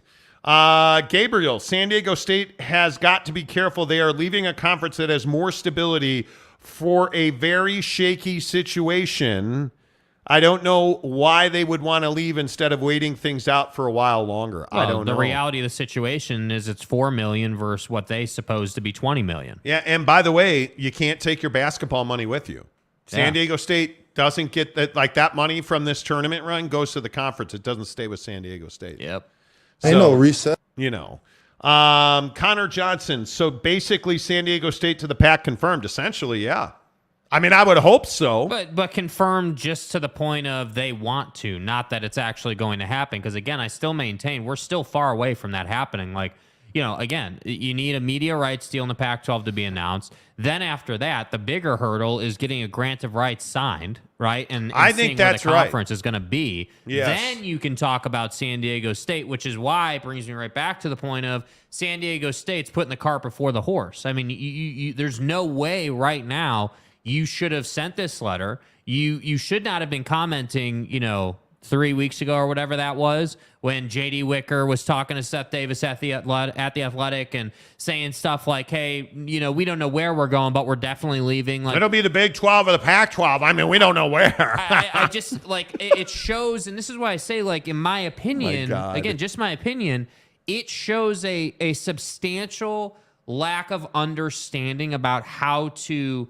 utilize leverage plays in business, because that's all I can suppose the J.D. Wicker and Seth Davis thing was, is you were trying to create leverage. And so now I look at this situation and I'm like, okay, well, what must you have been thinking? I mean, was the thought that, hey, we're going to send this letter and try to play gray area with these questions about the exit fee? Yeah, I don't know. Like, were you trying to play leverage, or what was the strategy? Because like we just agreed, and everyone in the comments seems to agree, there's no way that they were confused on the exit fee or confused on copying all the presidents. So the thought must have been, okay, we're going to send this letter, we're going to copy all the presidents, and we're going to do that in hopes of leveraging the Pac-12, because that's all I can come up with. You did this to pressure the Pac-12 into getting you what Adela calls the pro rata you deserve, which again is another bad piece of business out of this university. But that's all I can think of, is that you were trying to leverage the Pac-12, which clearly has not worked. Yeah, I think there's a long way to go. I truly do. MJ Bassett gives us $2 to say San Diego State independent and keep other sports in the Mountain West. San Diego State football, their football's not good enough to be independent. Yeah, what's the point? There's no draw for them to be independent. I understand what you're saying, MJ, but I just don't think there's a draw. Cowboy says, I tweeted you pics of what SMU Stadium will look like in 2 years. This is a game changer. It's going to be amazing. Well, I mean, I saw that, right? I saw that. I'm just telling you, look, I mean, that's cool. That's cool. But still, I just ask, what is that enough to say, hey, we got to, again, but in this tweet, and I'm not trying to come after you here, man, we got to stop using words like deserves. You don't deserve anything. San Diego State doesn't deserve a pro rata, or like that's not how business works, man. That's just not what it is. We were talking about this. We were having a conversation on our YouTube channel last night with a guy who said, you guys are really hard on San Diego State. They deserve better. And it's like, okay, but what do you mean SMU deserves to be a P5? What does that mean to you? Because I think when you start talking about what people deserve, You deserve what you've earned. And you only earn what somebody's willing to pay you. In SMU, I don't even disagree that they have football history and tradition. Don't disagree with that. I don't disagree that there is a little swagger, to Eric Dickerson and Craig James. Don't even disagree with that. Mm-hmm. How many years ago was that? How many scandals ago was that? SMU, and I think, and in the comments section, you guys, please feel free to tell me if you agree or not. I just don't see SMU as being incredibly relevant. When we talk about what does SMU bring, okay, cool, they bring new facilities. San Diego State's already got that. Hey, they bring a football program. Well, Tulane beat USC in a bowl game last year. Hey, academics. Well, Tulane is elite academically. Yeah. Absolutely. You want to talk about deserves? We're talking about AAU. We're talking about research. We're talking about, that's Tulane. A history of scandals. A history of, that's SMU. Recent success. That's Tulane. It's New Orleans. It's pageantry. It's a destination. It's Tulane baseball. I don't believe that SMU moves the needle for anybody, excites anybody. I don't believe putting a Pac-12 logo on their jersey moves the needle revenue-wise in the least bit. Yeah. I don't see it that way. And I look at what the Pac-12 needs. They need somebody to move the flipping needle. Yeah. They need somebody where it's like, oh my goodness. Because there's no way to even argue. And again, I ask you guys, you're the fans. I ask you, what is it about SMU where you're like, man, gotta have it. Gotta have it. Gotta have it. What is it about that? Yeah, I don't know. Because I look at Tulane and I look at what Willie Fritz has done there. He has gone to 4 straight bowl games and he's won 3 of 4. I mean, you go to the Cotton Bowl last year and you beat USC 46-45 in one of the most entertaining games of the year. Yeah. I just don't know what else you need from a program. I mean, I look at the fact that, they're 12-2, 7-1. Now, granted, it's the AAC. Let's not get all excited. But I mean, they're moving in the right direction. Yeah, I think the difference is that, Tulane has a couple of these feathers in their cap, if you will. The USC win, good record in bowl games lately. You've done some things that at least bring you some notoriety, some positive pub, if you will. I don't disagree. Stadium renovations are great, but how much is that actually helping the San Diego States of the world, right? How much did that help Oregon State? Yeah, it's great. That didn't really work out for Cal football, right? You look at stadium renovations, and I feel like people are like, oh man, renovating the stadium, everything's awesome. But what does it all come back to? It all comes back to winning and losing, because if you win and you're relevant, the playoff committee is going to want you in, right? But if you're losing, but your house is really nice, nobody cares. Well, and I also think you look at Yulman Stadium. I mean, it's on campus. They left the Mercedes-Benz Dome to go there. There's a lot of things that you'll be excited about. It's newly renovated. Everything that SMU's going to be, Tulane already is and more. Mm-hmm. And that's the thing that I say, hey, you don't need a 100,000 seat stadium, right? You just don't need that. I think when you have 30 to 40,000 in your stadium, I think you're fine in the Pac-12. Yep. And this was the argument at a place like a Utah. Yep. People are like, oh, closing the corners. Let's build. No, dude. You don't need a 100,000 seat stadium. And I don't know. I'm not saying that SMU is some drag of society. All I'm saying is Tulane's the way, way, way better fit. Way better fit, in my opinion. So, I don't know. What do you guys think? Let's see. Dwight Lilly, what does SMU bring? How about extremely deep-pocketed boosters? Tulane's got that. Build the field and they will come. 31 to 35 million media deals at track schools. But where's the 31 to 35 million dollar media deal? Who's paying for them? Where's the 31 when you talk about build the field and they will come? Well, Tulane already did that. Tulane's like, that's my point. I'm not saying SMU is a dumpster fire. Tulane's done everything you guys are talking about SMU going to do. Tulane's already there. So what is it that, J.K. Marshall, New Orleans pageantry, have you actually been there? Come on. So let's go across the country and in every market, pick out the crime and talk about the negatives of every city. Go right ahead. Everybody's dying for Los Angeles. You think Los Angeles is... Every city's got corners, dude. Every city's got corners. Come on now. Like, it's true. This is what and I say it every day, we got to stop doing this. Oh, I'm not in favor of Tulane or New Orleans, so let's talk about crime. Like, come on. Come on now. Be better than that. Gabriel says, every time a situation like this happens, I appreciate Brett Yormark even more as a commissioner. You Facts. should. You should.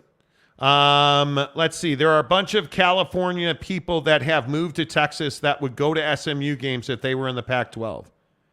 Yeah, and my mom bakes great cookies. Who cares? Like, I'm not trying to be mean, man, but I just think that might be true. But I don't think that means that the Pac-12 should add SMU. And by the way, again, like, we're just, and I feel like everyone, even national media, is doing this. The Canzanos, all of them are just skipping right over the fact that a grant of rights is not done. Hell, you don't even have a media deal yet. So let's put expansion on the back burner and let Adela send some more letters that make her look silly. And let's figure out if you're even going to exist. Because I still maintain, you got to check that box off still. Like, I agree, they will probably exist. But what does that look like? Because if it's 6 teams or 8 teams and you're adding SMU, let's say, neat. Who's paying that? And this is my question about San Diego State and SMU. Who's paying for those guys? I don't know. By the way, are you still a P5? But this is the problem with Miss Delatorre's statement about the pro rata we deserve.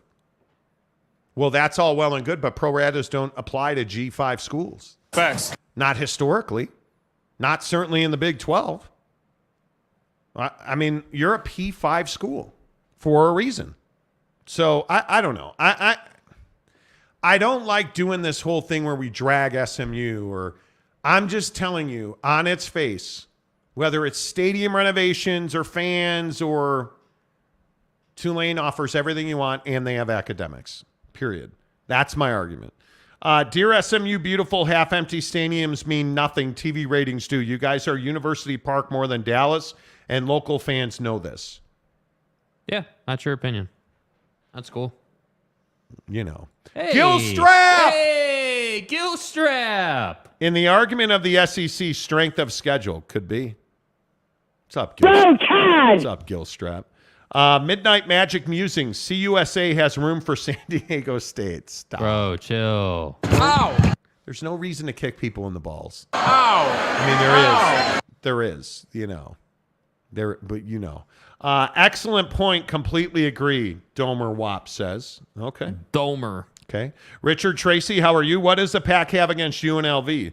Vegas is good enough in PAC football and basketball championships, right? But the problem is UNLV is, and I hate this terminology, UNLV is a commuter school. UNLV is not a heritage school.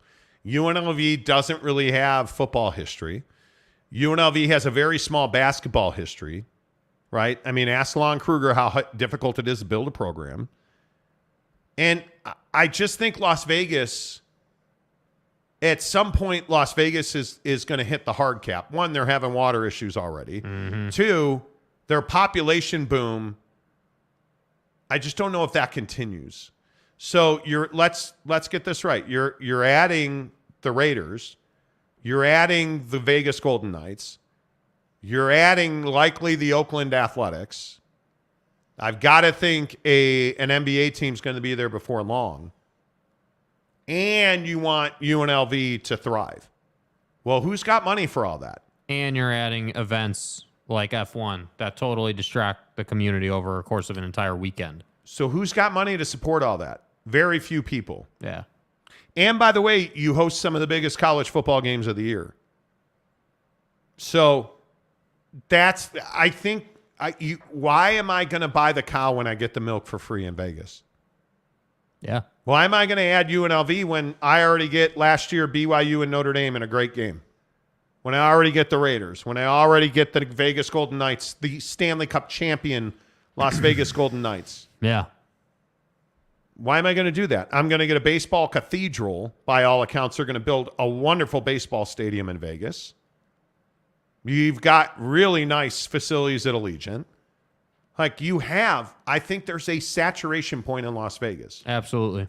And it's what concerns me about adding the A's, because the A's don't have a history of spending money on ball players and winning games. What's going to happen when the shitty Oakland A's show up? Is that going to be the team that's going to fail and ruin the sports critique and the environment of success in Las Vegas? Because there's no way to get around the fact that the Las Vegas Golden Knights have given you a blueprint on how to win there. Yeah. I don't know. I mean, I could go on and on. I completely agree. There's a cap on how much. There is a cap. There's a cap. Jet Wayman. What's up, friends? Good to make it to a live show. How about Ryan Smith? Great move. I agree. I absolutely agree. Let's switch gears. Talk a little NBA hoop on the Monty Show. Presented by our good friends at TryDayTrading.com. You guys, have you gotten the 10-day, 30-day trial membership yet? $10 30-day trial membership. I'll get it right eventually. The $10 30-day trial membership at TryDayTrading.com. You know, we talk about prosperity and we talk about wanting to live a certain lifestyle and drive a certain car and play golf every day and live in a house. And how's that working out now? Because I hear a lot of people talk to me about complaining about going back into the office. I hear a lot of people talking about getting tired of their boss. I hear a lot of people talking about, man, the commute's terrible. Well, don't commute. Don't hate your boss, right? Work for yourself. Work at home. Everybody's talking about, oh, I hate going back into the office. You have an office at your house now, right? Because of the pandemic, you built an office at your house. You've worked at your house. Now these guys are making you go back to the office. Stay at home. TryDayTrading.com is going to give you a 30-day look at what your future could be like. If I said to you, hey, I'm going to give you 30 days of your future and it's going to cost you a $10 tax-deductible charitable donation, you'd take that every single day if you could see the future, right? Well, you can. And the thing at TryDayTrading.com is they give it to you all for $10 and a 30-day trial membership. All you have to do, go online, TryDayTrading.com/Monty. Fill out the form, and trust me, the ball's going to start rolling. And the thing that you're going to figure out really quickly is, this is what I want the rest of my life to look like. I have freedom, I have time, and I'm making stacks. Because that's what it's about in the day trading game. The bull market's back, by the way. I don't know how many people, I'm probably on my own in trading stocks. I am a huge trader of stock. Yep. I love it. I am passionate about it, and it absolutely makes you money. And if you're not thinking about retirement, whether you're 30 or 50, if you're not thinking about how you're going to stop working for yourself or somebody else, you're not doing it right. Because there has never been a time that's been more important to understand how to make big money than right now. TryDayTrading.com. Tell them you heard about it on the Monty Show. Get your $10 30-day trial membership. And if it's not for you, great. Walk away. $10, you've lost nothing. But everybody we know who's done that 30-day $10 membership has continued on because it makes you thousands of dollars a day. When you do it full-time, when you day trade full-time, you make thousands of dollars a day. Side hustle, hundreds of dollars a day. You automate it. You set it up every morning. You program the processes and the algorithms. You go to work, you come home, you've made hundreds of bucks. That's what life is like at TryDayTrading.com. Again, make sure you tell them you heard about it on the Monty Show. The eye patch says day trading while day drinking is the life. Yeah, I'd be careful with that. I'd be careful with that. Let's talk Utah Jazz basketball. Thanks to our friends at TryDayTrading.com. How about this deal with Ryan Smith? and the Utah Jazz today announcing their TV deal, and I think it's exactly what Jazz fans and NBA fans should want in a TV deal. It'll be on a local TV outlet in Salt Lake City, the Utah Jazz announced today, but they are going to offer a pay-per-view stream where you can buy games on a per-game basis, a season basis. They're giving you the opportunity now to watch every single Jazz game on your phone, and that's exactly what they should be doing. What else did they announce today? Well, they also announced that they're going to be opening a production company with the idea of creating daily unique content around the Utah Jazz basketball team. And I say, amen, it's high time. This is what Ryan Smith bought the Jazz to do. This is it right here. This is exactly what I was waiting for. We told you on this show it was going to be a local deal, and they were going to have a streaming option in their own under their ownership, and that's exactly what you got today. You got it on KJazz, which, by the way, is Sinclair Broadcasting, for those of you who don't know. So they partnered with Sinclair for their broadcast games, over-the-air, free TV, and now the app that I think is going to be vital if you're a Jazz fan. If you're a Utah Jazz fan, you have to subscribe to that app. You have to. It is because you're going to get uniform reviews. You're going to get news. You're going to get exclusive interviews. You're going to get behind-the-scenes looks that you're not going to get anywhere else, as it should be. And Jake, I think a lot of days I've wondered about Ryan Smith and what he was doing. Today is a day where I don't wonder. I only applaud what Ryan Smith did here. Yeah, absolutely. I think there's no way to spin this other than it's a huge win for, as everyone calls it here in Salt Lake, Jazz Nation. I think, whether you're a Jazz fan, whether you're the organization, I think it's everything that you could ask for. Now, I think what's a really interesting point is if you go back to the beginning of Ryan's time and we look at, his start versus where we are, what I love is the mindset that's been displayed, the effort in bringing the Jazz back to what he knew them as and what most millennials knew the Utah Jazz as, which is a color scheme dominated by purple in the Delta Center and free on TV. Those are the three pillars of what Ryan Smith's experience with the Utah Jazz was as a kid. And so I think we've seen a lot of that come to fruition now. I think we've come full circle. Now they just have to get the product on the court back into a place where you're competing at the top of the game. And they're working on that, obviously. That's, obviously they're in the middle of a retool, rebuild, whatever you want to call it. And so this I love, and I've said so long for so long on the show that the day they come out with an option where I can, buy every national televised game through a streaming service or whatever the option is going to be, the day I can do that is the day that I'll be able to be a cord cutter and leave DirecTV. And that's what this is, because now I can get what I need. I can get the Utah Jazz. I can get League Pass through an app. And I can get everything else on YouTube TV. And my one-off shows are the things I like to watch. If I need to be on an Amazon Prime or whatever your preferred, service is, you can do that now. And I think that's the beautiful thing about this mindset. If you're Ryan Smith, is like, hey, yep, everyone's going to be able to watch it. And I love that in the video they released, he talks about whether you have TV antennas or if you're a smart device person, like kind of saying, hey, whether you're on this end or that end, we've got you covered. I think that's really smart business. The only thing left to do now is to win basketball games. And I think that is what is lacking so much in sports nowadays. It's like the ownership won't do what's required to provide the fan a great experience and win games. And I feel like the Jazz are now on that path where it's like, hey, we've got the fan side of this thing covered, whether it's the building renovation, Delta Center, jerseys, like all of it is covered. Now we just got to go and win games. Yeah, and I think one of the things that is really important that you touched on there is rabbit ears or iPhone. It doesn't matter. You have an avenue to watch Jazz games. Yeah. And I think with very few exceptions, because the Jazz are not going to, at least at this juncture of their rebuild, be in a lot of national TV games, I think every single Jazz game is going to be available to you this year on TV.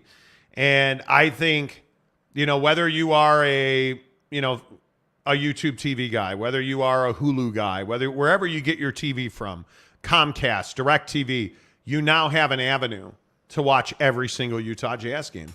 And I think it's been too many years. And the thing that I say about this, and I know that a lot of Jazz fans agree with me, is that the fan base has shrunk because it's aged out quite a bit. Because you're not reaching a lot of young Jazz fans. Because there are a lot of 10 to 18-year-olds who just don't watch TV. They're not kids anymore that sit around and are like, hey, let's watch Magnum PI together. That doesn't happen. The days of family dinner tables are rare anymore because of the way our society has changed. What you need is a way to send a notification on Jimmy's iPhone that says, hey, Jazz and Bulls tipping off right now in the Utah Jazz app. That's what you need, right? You need the ability to reach that fan passively or aggressively. Because if you're a diehard Jazz fan, you're not the one that Ryan's got to reach. Ryan Smith needs to reach the fan who's like, yeah, the Jazz, they're an NBA team. Yeah, they play here, and, we get it. That's the one you need. Because if you watch this team for 5 games next season, you're going to be hooked. This is going to be an entertaining team to watch. You've got a lot of young talent, and you're only going to add to that young talent in 2 days. You're doing a lot of the right things here. Now you need a way to tell that story, and you're doing that through your app, you're doing that through your stream, and you're doing that through this production company that should be following around young guys as they get drafted at the NBA draft this Thursday. Mm-hmm. You should be having, your young radio talent, which is very few. I'm talking to you, Ben Anderson. You should be having him do Jazz reports on that Jazz app and on that Jazz site and in the Jazz stream. Like, hey, interviews, sit downs, with all due respect, I need more Alema Harrington, and I need a lot less Craig Bolerjack. I need a lot more Ben Anderson and a lot less Holly Rowe. I need the young guys, the energetic guys who can storytell. I need to see those guys talking to Lauri Markkanen. I need to see those guys following, if you don't have a crew following Walker Kessler around at the Worlds, I think you're crazy. Yeah. That's content that your fan base globally will eat up. And if you think about the boom internationally that Jordan Clarkson was in the Philippines and on the Pacific Rim, you think about the reach that Jordan Clarkson gave you that you absolutely pissed away because you had no way to reach those people. That's all changed now. Go and give me Lauri Markkanen content, because trust me when I say the Finns are all over our channel. Anytime we do Jazz or Lauri Markkanen and we SEO it, we get his home country watching that content. Facts. We know that already. When you have that kind of reach, man, you got to take advantage of that. And I think that's what this deal gives the Jazz a chance to do. Yeah, and I think the concept of being a global brand is brilliant. I think that's what gets discounted in streaming so much. Yes. There are a lot of people in the world from a business standpoint who really don't understand YouTube and don't understand streaming and kind of how it all works. And one of the beautiful things about YouTube is it tells you, hey, country where this person listened or watched your content.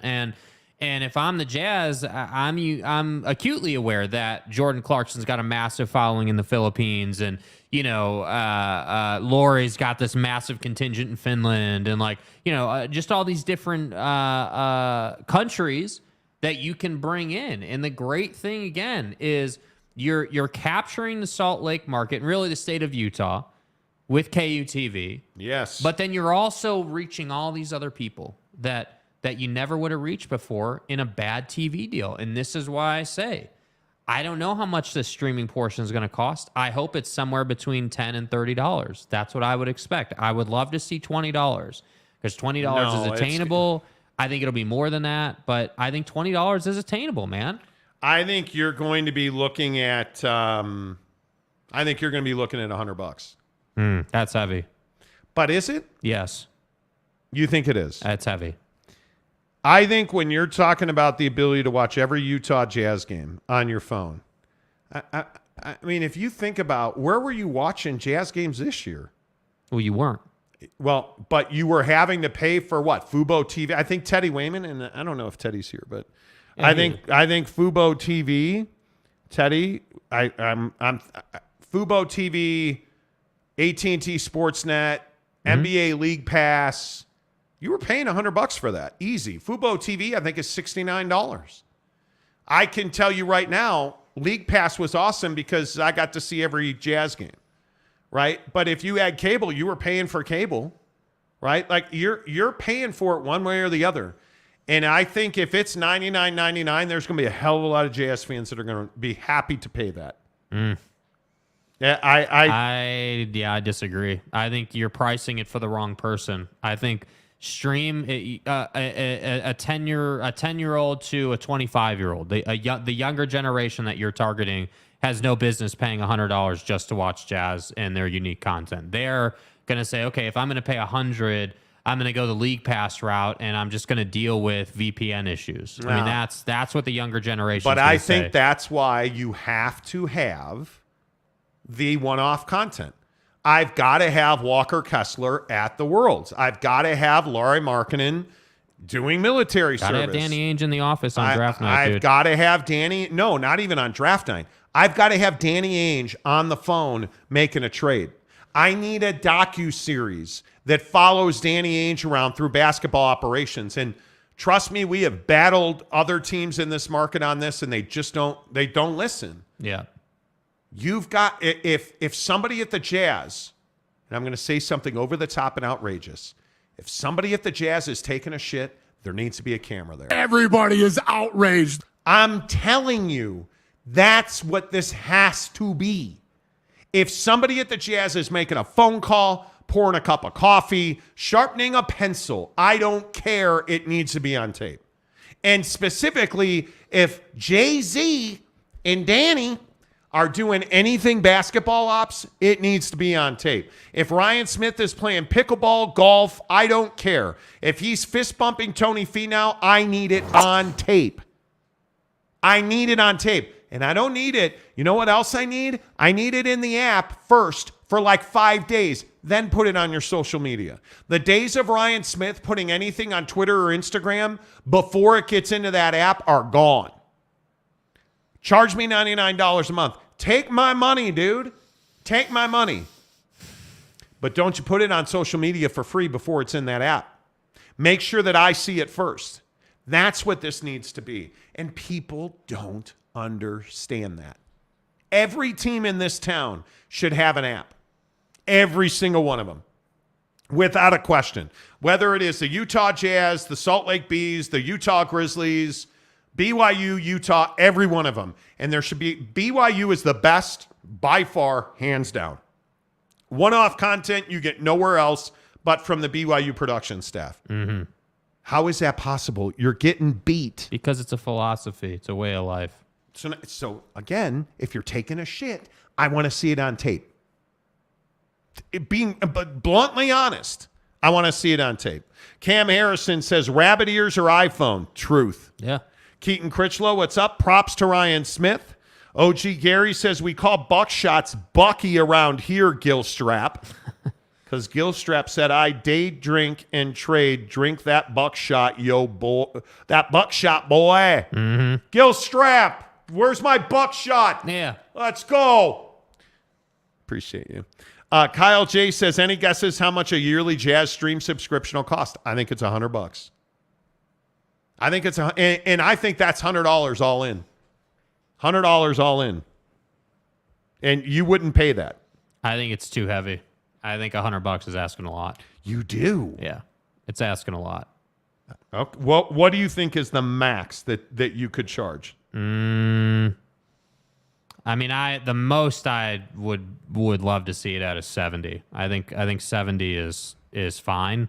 But you start getting into 80, 90, 100, I'm just telling you guys, like, we're at a time where people are holding on to their money. Asking people for $100 a month just to watch Jazz content, like, I love what they're doing. I do, but you have to understand the time you're in.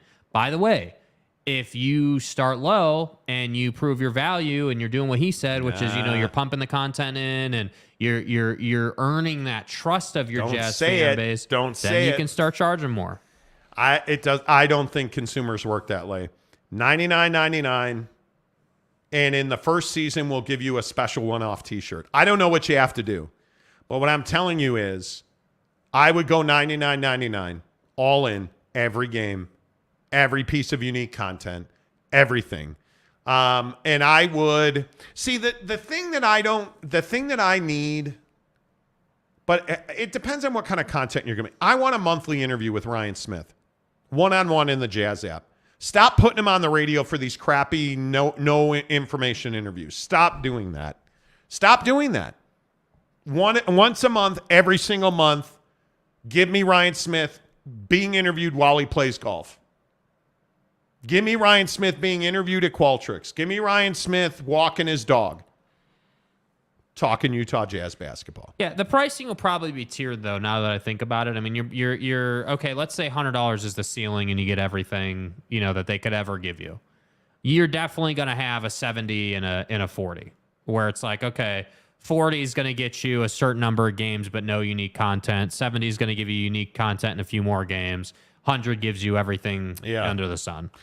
Jet Wayman says, I'm definitely canceling my Fubo TV now. It'll save me $80 a month. This motherfucker, he was paying $80 a month. Yeah, but who's Jet? He will Jet's bump the best up. tile guy in the state of Utah. Yeah, Jet Guy's getting paid. Jet's a baller. Like, I don't disagree. But I think it's a different show. But I think people have more money than we know. But again, I'm not trying to be argumentative. It's not about how much they have. It's what they're willing to spend. Yes, I don't disagree. So that's why I say, okay, I pay $80-something a month for DirecTV, the package I have right now. I'm not gonna be so thrilled if I have to increase my costs just for Jazz content. At least with DirecTV, I'm getting Jazz content, but I'm getting all this other stuff too. That's what I'm talking about. Yeah. Domer Wop says, love your point, taking a shit on video. But it's a philosophy, bro. And it's really, it is shocking to me. Businesses, sports teams, people don't understand the impact that video has. And I've never understood it. And this was my complaint with the half-assed jersey reveal last year, that everybody was like, oh, what's the big deal? What could it have been? What could it have been? It's not that you did a bad job, but what could you have done? You paid a bunch of designers and you had a Jordan Clarkson thing. What could you have done if you'd have done a better jersey reveal and had Danny Ainge on tape trading Donovan Mitchell? You paying $100 for that? I am. I'm all in. You talking about a month or for the season? I'm talking about for the season. For the season, that's fine. $100 annual Utah Jazz pass. For the season, that's fine. A month, that's not fine. That's hundreds of thousands. Dude, yeah. If you want to pay it, on a monthly basis, I think it's probably $10 a month. Yeah. We needed to define that. I thought you meant monthly. No, I think it's $10 a month. Yeah. And that's $120 a year if you pay it monthly, $99.99 if you pay it in a lump sum. And I think 9 out of 10 people will pay it in a lump sum. I do. Yeah. 9 out of 10 people will. Gilstrap says, I'll happily send you a video of taking a buckshot, or if y'all want some outside of sponsorship, I'll compensate for a membership. I'm going to do it. Nate Davis, I like the Jazz stream. I think it's going to be $20 to $30 a month. I would not pay $30 a month. And I'm glad the Jazz are going back home to K-Jazz. Yeah. I think a lot of people are saying, hey, going back home. J.K. Marshall, $100, not a chance. Okay. Ron Nolan says, if you're watching anyone taking a poop on TV, it better be a leaner. That stand-in squat is sick. Well, you know. Steve Stepanek. Monty, no Big 12 team has left a Big 12 conference and won a conference title or national title after leaving the Big 12. Okay. Wow, that's cool, man. Super cool. Michael Peck, no way is $10 a month including games. Yeah, that's what I think. I have a hard time believing that it's under $100 a year. Yeah. What would you pay a year maximum? Yeah, I mean, a year. Yeah, so like 30 a month would be my max. So whatever that is a year. What is that? Yeah, what? 360. 360, yeah. Yeah. That'd be your max. So you'd pay $360 a year for it. Yeah. Yep. Yeah, I think I think the game content's going to be probably $100 or so a year. And I think there will be an all-in games, exclusives, all that stuff that'll be more than that. Yeah. But I think to watch Jazz basketball, you're looking at $100 a year. Yeah. Because you're not getting every game. Like Knicks and Rockets. You're not getting a league pass. You're getting Utah Jazz basketball. Well, and that's the battle I think they have to fight with the pricing portion. You have to price it in a way where it's like, okay, you know, the really elite basketball fan who's going to eat this content up, we need them to not even have to think twice about adding this cost to the league pass. You have to keep that in mind. But then at the same time, you want to price in a way where the casual fan who doesn't know anything about, you know, Jordan Clarkson's player option or Lauri Markkanen's military time, they just know the Jazz are a thing in this town. You want it to be cheap enough where they're like, all right, cool, yeah, I'll try it this year or whatever. Yeah. You know, like you got to kind of play both worlds. But that's why I say, again, it's going to be tiered. You need to understand that. Like, they're going to have an option where you can pay $2 for one game. You have to. But then they're going to have an option where you can get a 5-pack and a 100-pack and like all these different, like they're going to have tiers, no doubt. They only have 82 games. Too. Whatever. You get my point. Kyle J says, I still want an answer from Danny on why Donovan was traded. Yeah, that's never going to happen, dude. Yeah, I keep don't pushing. think so. By the way, round of applause for Domer Wap. Let's go, Domer. Welcome to the program. Let's go. Love it, Domer. Appreciate you being here, man. You guys make sure, that you hit the like button. Domer Wap, make sure you DM Jake. He signed up for the members-only content. Jake will add you to the Instagram members-only group. Love it. Good to see you, Domer Wap. OG Gary says 100 for Lakers is worth it, but Jazz should be 30 to 50 a year. I think you're pressing your luck there, dude. Yeah, I think 30 to 50 a year for the all-in price is low. Yeah. $100 a season is a bargain. That's what I'm saying. Yeah. That's what I'm saying. A season, it's a bargain, absolutely. $100 annually is a steal after Fubo. And that's my point. Like I'm telling you, I think $99.99 for every Jazz game on your phone. I have no idea, by the way. I have no idea. And I will say a lot of people are asking why, get Ryan on the show. We ask every week, every single week. I send an email to the Jazz. And his executive assistant says no. When she answers. Because she doesn't often answer. So Monty owes a ribeye. Will the ribeye be delivered in Draper before or after the 4th of July barbecue? Please. Teddy and I got to get on the same schedule, man. Brandon Butler, what is the cost on NBA League Pass? I don't know right now. I couldn't tell you off the top of my head. I couldn't tell you. Let's see. It takes Ruff's official. Oh boy. Here we go. It takes a lot of money to build and run a streaming service. The League Pass still can't get it right. Well, League Pass has had some issues on mobile devices. League Pass is $14.99. That's the base price, and then $19.99 for premium. If you just want to follow one team, pay on a monthly basis, you're $13.99. So that's what I'm saying. Jet says, welcome, donor. Delaric says $100 for a season or $1.99 a game. Could be interesting. Fubo also gives you other sports content, like a lot of soccer, I think. I could be wrong. Yeah. No Name says Monty needs a salad, not a ribeye. Well, hey, man, not all of us can have a six-pack of abs like you do. Brandon Butler, I mean, if it were $150 for League Pass and $100 for one team, then they better raise their game. But that's why I'm telling you, $99.99 for a year of Utah Jazz basketball on stream is worth it.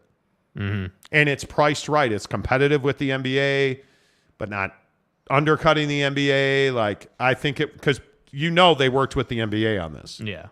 There's no doubt. Montio's a ribeye says, how's dating going, Jake? Going great. Got a girlfriend. Not dating anymore. There you go. A couple other things. Can we talk about where are we at on Kyle Kuzma real quick? Because I think this Kyle Kuzma question is a big one. And, here on the Monty Show, presented by The Advocates, theadvocates.com, the best injury attorneys in the business, the Utah Advocates, for certain. Chat with an attorney online, 365, 24/7, 365, for free, because you never pay the Advocates unless and until they win your case. Theadvocates.com. This obsession that Jazz fans have developed, and I think obsession is not too strong. I think Jazz fans, I think Bulls fans, I think a lot of fan bases want Kyle Kuzma. I think he will be one of the top 3 free agents of the summer. I think somebody is going to overpay him significantly. Mm-hmm. And I hope it is not the Utah Jazz or the Chicago Bulls. Because I do not believe that Kyle Kuzma is even a number 2 option on a championship team. I don't think that he is Jason Tatum. No. I don't think that he is Devin Booker. I think that when you look at the second cut of shooting forwards, that's who I look at him as. I don't think that Kyle Kuzma is a guy you're like, yeah, we got to get him under contract so we can win this championship. No, probably not. He's not that guy. Yeah, I think Kyle Kuzma is this guy that, he's a flashy, on a championship team, I would want him as my 6th. That's what I'd want. I'd want him coming off the bench, first guy off the bench to come in and give me 20, 25 a night. That's what I'd want. He reminds me of Michael Porter Jr. Yeah. Great when he's great, really not very good when he's not very good. Yeah. And I don't think you get a whole lot of in between. I think it was his undoing with the Lakers.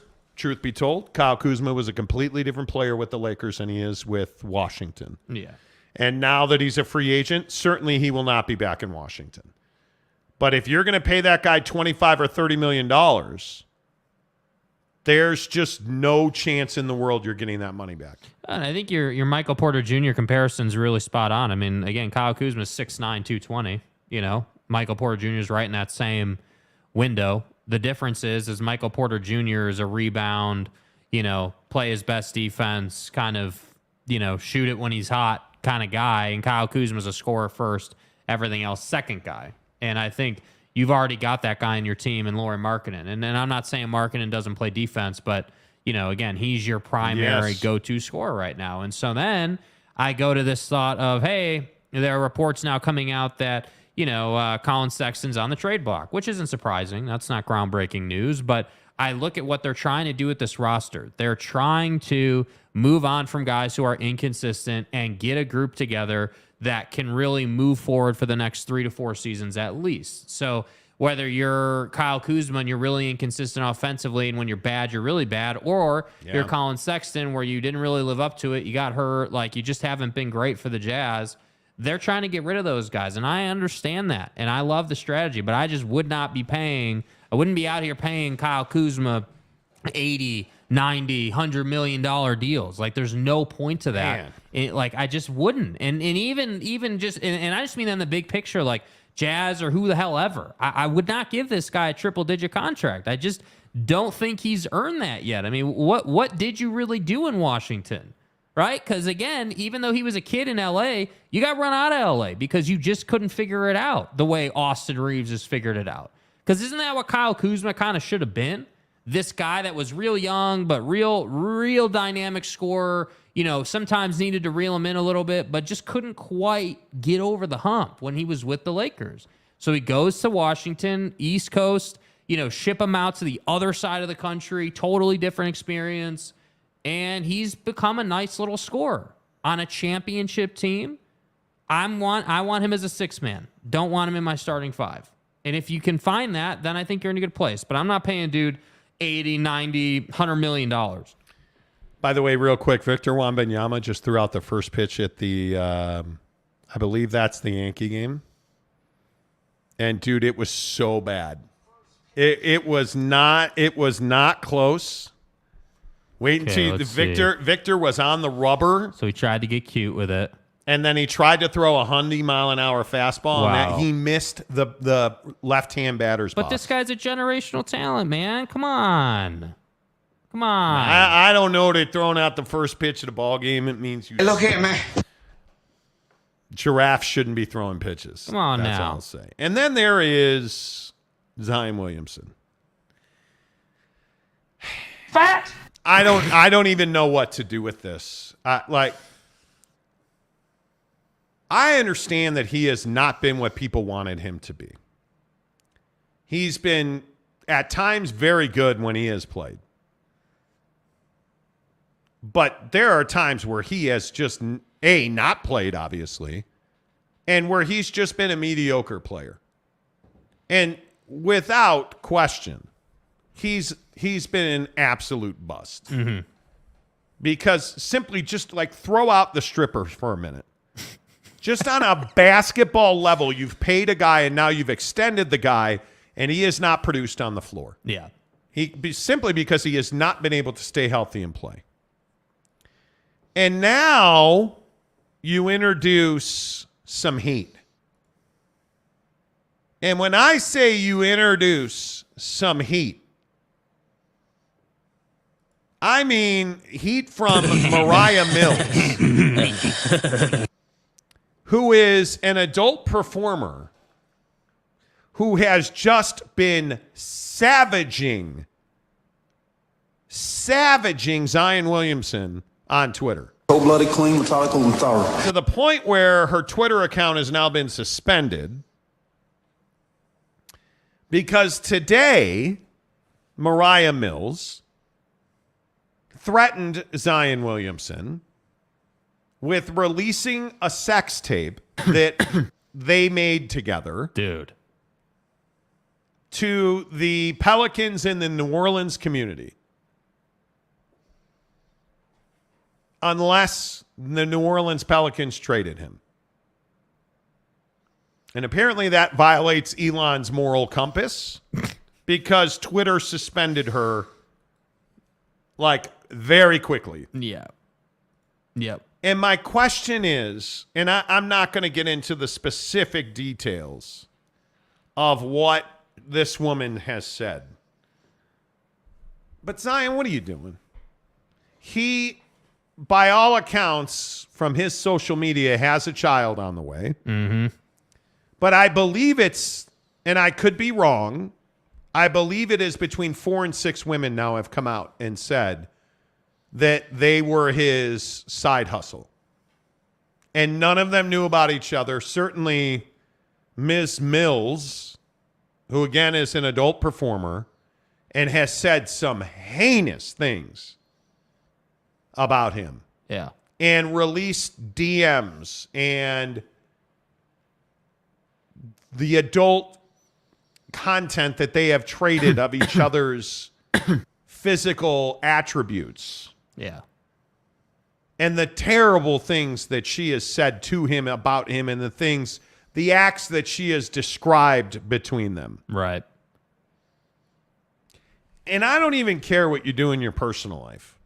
But this is just stupidity out of New Orleans now. At what point do you say this dude's not worth it? Because I got news for you. This dude's not worth it. He's never going to be healthy. Never. Because he's not a dedicated professional at this point. And unless his nutrition and his conditioning and training completely change, that's not going to change. By the way, everybody's favorite adult entertainer, Mariah Mills, says that she got him on a diet and a conditioning program, and that's when he had that healthy stretch. Mm-hmm. And then he started messing with all these other chicks, and he stopped eating well, and he stopped working out, and he got hurt again. Yeah. And she's got text messages. She's got snaps. She's got cash apps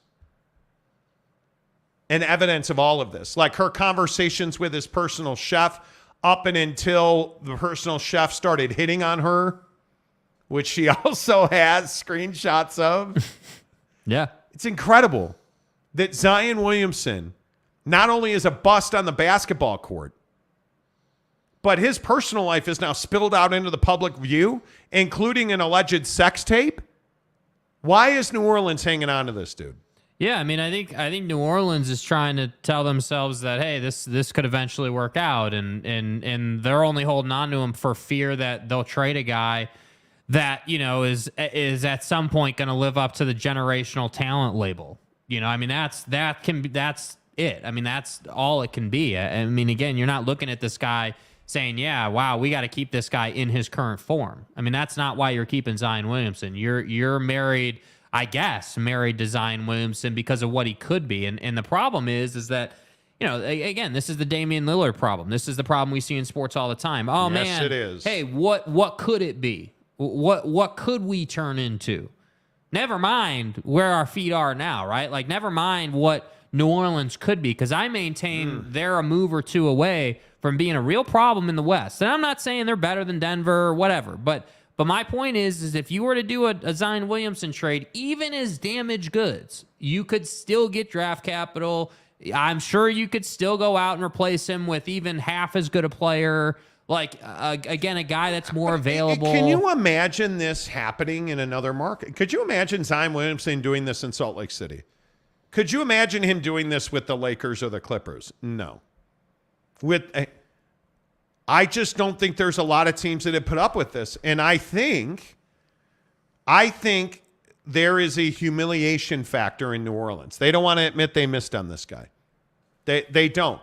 But what I'm telling you is this is a maturity issue. Yeah. This kid needed 4 years at Duke. And he got one that ended because he blew out a shoe. Right? Like, he needed maturity and development, man. And you saw him start to get overweight at Duke. He's continued that trend. He'll lose weight. But then he's got, you know, a baby coming and he's going to gain baby weight. Like, you're never, in my opinion, going to see the top end of this guy. And you need to kick him. And I think the reason that they won't do it is because they don't want him to go somewhere else and develop. Mm-hmm. And I think that's a ridiculous way to go about it. Yeah. I really do. I mean, it's crazy. OG Gary says Zion hasn't produced on the basketball floor, but he's producing on a different floor. I'm a man. Floor of the strip club, man. Delaric, blackmail. Yeah, she's going to blackmail. She tried to blackmail him with this sex tape. Zion should tell her to pay him royalties on the tape, Giggity says. Well, and again, see, this is the other way you could go about it if you're the Pelicans, and frankly, if you're Zion. You could say, yeah, great. She has a sex tape, great. Air it. I don't care. Like, I'm focused on my game and doing what I do, and if you want to air that sex tape, fine. Like, just cut the knees out from under it and be okay with whatever's on that sex tape. Like again, I know it's super uncomfortable, and it's way harder to do that than it is to say that. But ultimately, if you were to think of it this way, if this dude somehow, some way found a way to come out and say something like that, hey, yeah, it's cool, man. Hey, if she's got a sex tape, she can air it, and that's her business. And yeah, I made a mistake here, and this is something that I'm going to learn from. And I understand that this may be an ongoing thing, but I'm going to focus on my game, and I'm going to get in shape and show the world what I can really do. And then he does that, and he comes out and dominates the league. Even for one season, a healthy 79-game stretch. The whole narrative on the whole situation changes. It just, homegirl goes away. Like, nobody cares about her. But isn't this Ja Morant just different? Isn't that this is young guys who don't know how to control their personal life? I think the difference is, I would agree with that generally. I think the difference is people with Ja are like, dude, is this guy going to be okay? Like, you think people aren't asking that about Zion Williamson? No, because this is classic, hey, I fooled around with a bunch of women athlete issue. That's what this is. Ja Morant is like guns and alcohol and you know, hey, is this dude going to be alive at one point? I mean, that's where we were with Ja at one point. So that's why I say, like, yeah, they both have issues. But like, Zion trends much more towards Deshaun Watson territory than he does to guns and am I going to be alive territory. Gabriel says, appreciate you keeping this a family program, LOL. MJ Bassett says, darn, dude. Giggity says, wonder what the conditioning consisted of. Well, I mean, come on. What do you think it consisted of? What do you think it consisted of? Right? Like, dudes. It's insane to me. Greg Hawkins, what's up, my guy? He says, sup, haters and friends. Salty Drunk says LM is getting paid unders. Lori Marketing? What do you mean? C. Kaufman. I think this is a good sign that one and done doesn't work very well. It is really risky. Yeah. Really, really risky. Mike Rochburns says, "Hey boys." Hi, Mike. You know. Yeah. Yeah. Michael Peck. A lot of people called this with Zion before he entered the league. You could tell at Duke he wasn't dedicated to being in shape. Easily, you could tell. Yep. You could absolutely tell. Jet Wayman, I think the Pels could get a huge package if they trade Zion. See what he did there? It's a huge package, you know. Mike Maples, Zion going full Dirk Diggler. Never go full Dirk. No. Never go full Dirk. Marvin Nelson, Damian Jones exercised his option for 23-24 season. Thoughts? He's irrelevant. Yeah. Just doesn't. What else was he going to do? Why would he have not? Yeah. He's not an in-demand free agent. He's a 12, 13, 14 guy. Salty Drunk, he's no different to a high clip of NBA players letting their little head do the thinking for their big head. Hey. Agreed. You know. Facts. I seriously, I don't disagree with you. Yeah. But that's why I think we got to appreciate guys like LeBron who really haven't had any issues. Yeah. I mean, you know, again, I've disagreed with some of the off-the-court stuff he's done politically, but you know, LeBron's never had baby mama drama, as they call it. You know, never had these crazy stories. No, he hasn't. And I think that's a really good point. Make sure you hit the like button, please. That really helps the channel grow. Let's talk about Michael Jordan being broke. Yeah. So this story, I spent quite a bit of time on this morning trying to figure this out. And I think it's very interesting that there is a belief that Michael Jordan is in financial trouble. And it's actually not that far-fetched. Not that far-fetched. As the story goes, 2019, I guess it was, right? GameStop is the most shorted stock in the last 15 years. Yeah. Well, a gentleman named Gabe Plotkin, who's a billionaire, a billionaire, allegedly went to Michael Jordan and said, "Hey, man, dude, let's do some business together. I'm Gabe Plotkin. I'm a BFD, man. American businessman, founded a group called Melvin Capital Management. Yeah. The guy is a 5, 6, 7 billionaire." Mike's like, "All right, cool. Here's $500 million. Here's $500 million. Go short GameStop," which is exactly what Gabe Plotkin did. Took all of Mike's money and went and shorted GameStop. Anybody been to a local GameStop lately? Yeah, they're there because they never went out of business. And what's that mean? When you short a stock, what are you betting on? You're betting on it's going to fail. Yeah. And that GameStop would go out of business. And you will make a crap ton of money doing that. Yeah. Yeah, the only problem is when you short a stock and it doesn't go out of business, they start charging you extra money for that. And so eventually, when it doesn't go out of business, you're starting to lose more and more and more and more and more and more and more money. Time for a margin call. Well, Gabe Plotkin had the money. The people he bought GameStop from and partnered with to buy GameStop shorts, they had money because they're billionaires. Michael Jordan doesn't have billions of dollars. Now, is Michael Jordan worth billions of dollars? Well, yeah, he is. But where's all of his money tied up in? Where's his net worth come from? Two sources, Nike and the Charlotte Hornets. Well, Mike, it's time to pay your bill on GameStop, and I know we screwed up, we lost you a bunch of money, but that's the market. We're gonna have to get money from you. He doesn't have $1 billion of liquidity. So what did he do? He sold the Charlotte Hornets. And who did he sell it to? Gabe Plotkin, the guy that he owed, who he gave him $500 million to go and short GameStop. Mike gave that money to Gabe Plotkin, allegedly. Who just bought the Charlotte Hornets? Gabe Plotkin did. And why did he do that? Because Mike owed him money. So now Gabe, who's a billionaire, a 4 or 5 billionaire, playing with 10s and 20 billionaires, bought the Charlotte Hornets from Michael Jordan, allegedly took the money that Michael owed him out of that sale, and Michael Jordan no longer owns a majority. He's a minority owner. And everybody walks away.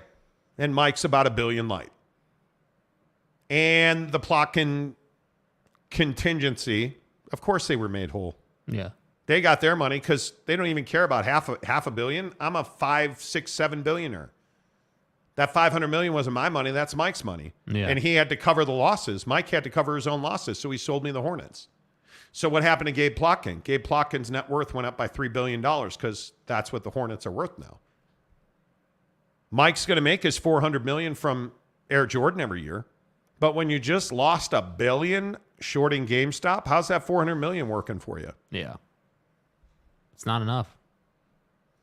Pretty I think fascinating. It makes perfect sense. Fascinating stories being told about whether or not Michael Jordan was leveraged over a GameStop short. Yeah, and I think that's the tough part about having money. It's like, dude, it's like, okay, if you don't have money, you can't really operate. You don't have options because you don't have the liquidity. But then in Mike's case, it's like, hey, he has all this net worth, but he's not liquid. So when he's shorting a stock and he's doing business, and if this is true, and to me it looks like it's true, but if it is true, Mike was in some waters he wasn't particularly comfortable with or savvy in or experienced in. Man. Right? And so this is the type of thing that can happen. And I think that, you know, again, like I that's why I look at opportunities, and not even because they advertise on the show, but that's why the tri-day trading thing is safe, because they have a program and they teach you and there's structure and you know what you're doing. You're not handing $500 million to some dude who's going to go short GameStop. So ultimately, one decision by Michael leads to him having to sell his franchise.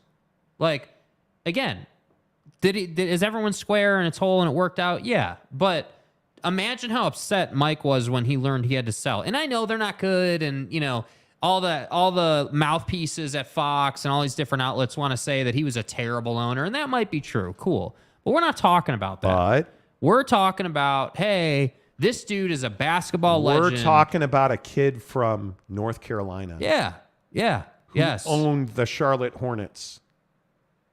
And he was allegedly leveraged into a sale of the Hornets by a billionaire.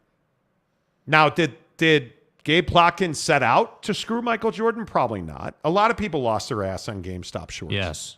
A lot. Kind of convenient, though. The billionaires didn't lose their ass. They gained a basketball team. Think about it, man. Like, you've held on this long to GameStop shorts. At some point, you knew you were going to have to kick them down. Yeah. And they did. I think it makes sense. And it's amazing to me that when you understand how the market works, and when I heard this, it made complete sense to me. Perfect sense. It made complete sense. Because I know other people who lost their ass on GameStop. A lot of them. What was GameStop, though? What was it? It was essentially a, oh my God, gold rush. And everybody and their mom gold rushed it just like they did on like cryptocurrency. Think about AMC stock. Lost their ass, right? Because what do we know about shorting stock? Put Michael's situation aside. What do you know about shorting stocks? Hey, if you're going to short a stock, timing has to be essential. You got to get in at the proper point, then you got to get out at the proper point. Because if you don't, you're going to lose your ass. And you better understand that if that stock doesn't fail, you need to sell quick. Yes. And you better have the liquidity to cover that loss. And I'm talking about at the slightest shift in momentum that business is going to survive. You got to get out. Isn't it fascinating though? Yeah. And you talk about tri-day trading. That's what I talk about. That's why I love stocks. Yeah. Because I made my money on AMC. I did quite well on AMC. I was not one of the people who shorted it. I bought low and sold high. And I think we did that 2 or 3 times. Mm-hmm. Yeah, where we did. bought high and or bought low and sold high on AMC, and like there is absolutely a right way and a wrong way to do it. And I think it's fascinating. Billionaires don't look at $500 million as a lot of money. They don't. Does Mike have his private golf club that's totally sold out? He does. Does he have his Air Jordan royalties? He does. Does he have the Charlotte Hornets? No, he doesn't. Does he have more money than he'll probably ever need? Yeah, he probably does. But do you know anybody who's comfortable losing $1 billion minimum? Right? It's not about the money you had. It's about the money you don't have now. It's about the situation. By some reports, Michael Jordan walked away $1 billion light from the sale of the Charlotte Hornets.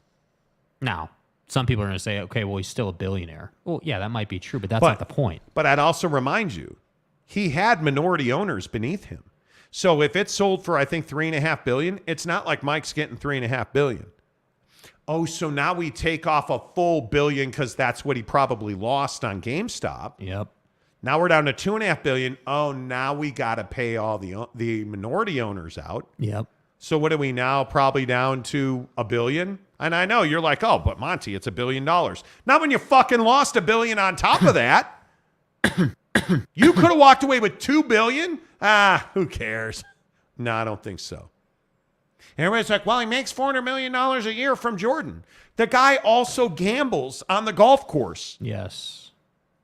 Do you guys understand that when you make the money that Mike was making, you don't have a cheap lifestyle? By the way, he just had triplets. You don't live a cheap lifestyle, dude. Why do you think Shaquille O'Neal owns hundreds of restaurants? Because he lives an expensive lifestyle. Numbers game. And he knows that pension and the TNT money ain't going to last him forever living that lifestyle. I'm telling you, it's a crazy story. Salty Drunk says, how? Yeah, I don't know. Yeah. That was my response when I first saw this. I was like, dude, get the hell out of here with this nonsense about Jordan being broke. And then you start to look at it and you're like, yeah. He's not broke. He's just strapped. Yeah. McKinley Cutler, wait, how can MJ be broke? He gets bank from shoe sales. Yeah, now you know. Now you know. $400 million. Ain't $400 million. Todd James says, I go to GameStop a lot. Yeah, unfortunately for Michael Jordan, you do. Yeah, so do a lot of people, and Mike's got a problem there, man. Gabriel says, guess what happened, though? Our Wall Street kept GameStop alive, and he lost money. Yeah. That's what I'm saying. It's all about the position you had on GameStop. I mean, a lot of people bet, hey, GameStop's going to rebound. But remember, what was the verbiage back then? GameStop to the moon, bro. Yeah. AMC to the moon, bro. Yep. Dogecoin to the moon, bro. I mean, again, remember, you were riding the wave between 10 and 20. 10,000 and 20,000. And the game was, hey, dude, if we get to 23,000, 24, we got to get out. You got to get out. I mean, you got to get out and take your profit. And that was the problem. I specifically remember at our old set, we would talk about all the time on the show, hey, starting the day at 16, can we get to 24 and get out? And we would just kind of go after it every single day. But imagine being in a different position, being in Mike's position. You're shorting the stock. No. And the worst part is you handed a dude half a bill and you didn't know what he was going to do with it. You didn't know what he was going to do with it. Begs the question. I mean, I have to think. Michael Jordan's not stupid. I have to think he understands the premise of shorting a stock. Oh, he does. He does. He does. But to your point, Gabriel, with Our Wall Street, by the way, is a Reddit group. It was an amazing time, dude. Like the pandemic sucked balls, but I'm telling you, the market, if you haven't at least, I would encourage you to just go to trydaytrading.com and look at it. Just look at it. Just go look at it. Like you read the stories because they have a bunch of their students that leave them stories that say, hey, this is what it meant to me. Here's where I'm at. Here's what you read the stories of the people who got into the market low, where it is right now. And they rode that wave back up, and now it's back in a bull market. By the way, who is the ones that survives the bear market means a down market? Look at all the people who made millions during the bear market. And why? Because they're day traders. You got to get your positions when it's low. TryDayTrading.com/Monty. Capazzo, business issues coupled with gambling problems will drive MJ into bankruptcy. You ain't even kidding. Well, you know it's a lesson learned. I mean, you know that's a shot over his financial bow big time. You know. Gil Strip, we going to talk about Coach Prime about to lose a foot and him saying do it sooner than later versus this Bam. Dude, I'm telling you. Coach Prime's he's a fascinating dude. We talked about that yesterday. Yeah. Coach Prime has a blood clotting issues in his left leg. He cannot feel the bottom of his left foot. And they are talking about cutting his left foot off. Deion Sanders told his medical team on his YouTube show, do it. If we're going to do it, let's do it because I got the football season coming up. Yep. If you're going to cut my foot off, do it now because I've got football coming up. Ow! Do you understand? Like, Commitment, think about bro. the psychosis in this shit. Like, okay, so I gave you $500 million and you lost it all and now I owe you $1 billion? Okay. Let me sell my basketball team. Boom. Hey, Out of here. if you're going to cut my foot off, do it now. Football starts in like 6 weeks. Think that's HIPAA? Are you kidding me right now? Yeah, bro. Are you kidding me right now? Domer Wop says, well, hey, basketball players know about investing. Some of them do. Todd James, athletes always invest their money smartly. Always. Right. Always. Always. Monty owes a ribeye. Shorting can be risky. Very profitable proposition, though. Salty Drunk, it goes to show that the more you have, the more you want. Facts. It's never enough. Facts. And guys like Jordan and Prime, they're consumers. Well, the thing is, once you get to that level, you know just how much further you could push the envelope. That's the but problem. you can afford more. Yeah. You can, so you're willing to, Yeah. right? I wish I was at that level, man. Michael Peck, I feel so bad for him. Dude is still richer than God. Give me a break. Nobody's saying that he's not fine. I'm not he's saying fine. dude's going to pitch a 10 on a curb in Chicago, dude. That's not what I'm saying. He walked away from his team and lost $1 billion doing it. Yeah. Come on. Dude, come on. Come on now. That's crazy. That's crazy. Crazy. Like, come on now. Katie Rader says, afternoon. Pew, pew. You should go back to the beginning of the show. J.K. Marshall, he's still a billionaire. Yeah, that's the point. No, he's not a billionaire. His net worth was all tied up in his basketball Do you team. understand the difference between net worth and liquidity? Net worth doesn't, like, if your net worth is a gazillion dollars, that doesn't mean your liquidity is a gazillion dollars. Like, you have assets that equal a net worth of X. This is the Donald Trump thing. Yeah, precisely. But don't piss people off because, You're worth what your portfolio is worth. So your golf clubs, your houses. Michael Jordan was worth his private golf club, the Charlotte Hornets, his Nike deal, like all that stuff. Because you profit and loss sheet, right? Well, you take away $3.5 billion and then another $1 billion and then probably another $500 million, right? Like his net worth was crippled by the sale of the Hornets. Like, it's a little surprising. So, it is what it is. Michael Peck, considering he bought the team for $250, I have zero sympathy that he sold for a netted $2 billion. He didn't net. He didn't, dude. You're missing the point. He didn't net $2 billion. He's got to pay Buddy from Wall Street. He's got to pay all the minority owners. So again, it sold for $3.5 billion. Yeah. Right? He lop $1 billion off of that to pay his debt. Now he's down to $2.5 billion. Now he's keeping a minority stake in the team. So let's say that a minority stake is, again, $500 million. Now you're down to $2 billion. Now you pay your minority owners out, right? Let's say you have $1 billion left after that. Let's just think about all the debt he has. Yeah. Think about like the stress, I'm not saying that he's leveraged. He's got cash in the bank. But dude, when you were worth $4 to $5 billion and you're walking away and you're worth $1 billion net, Too bad. Like your net worth is $1 billion, dude. It's a lot of bread. That's bro. a huge loss. Yeah. Huge loss. Yeah.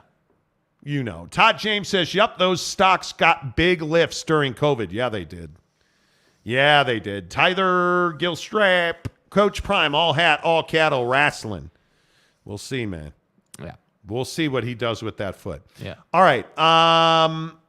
Let's talk about a couple other things because, one, speaking of billions,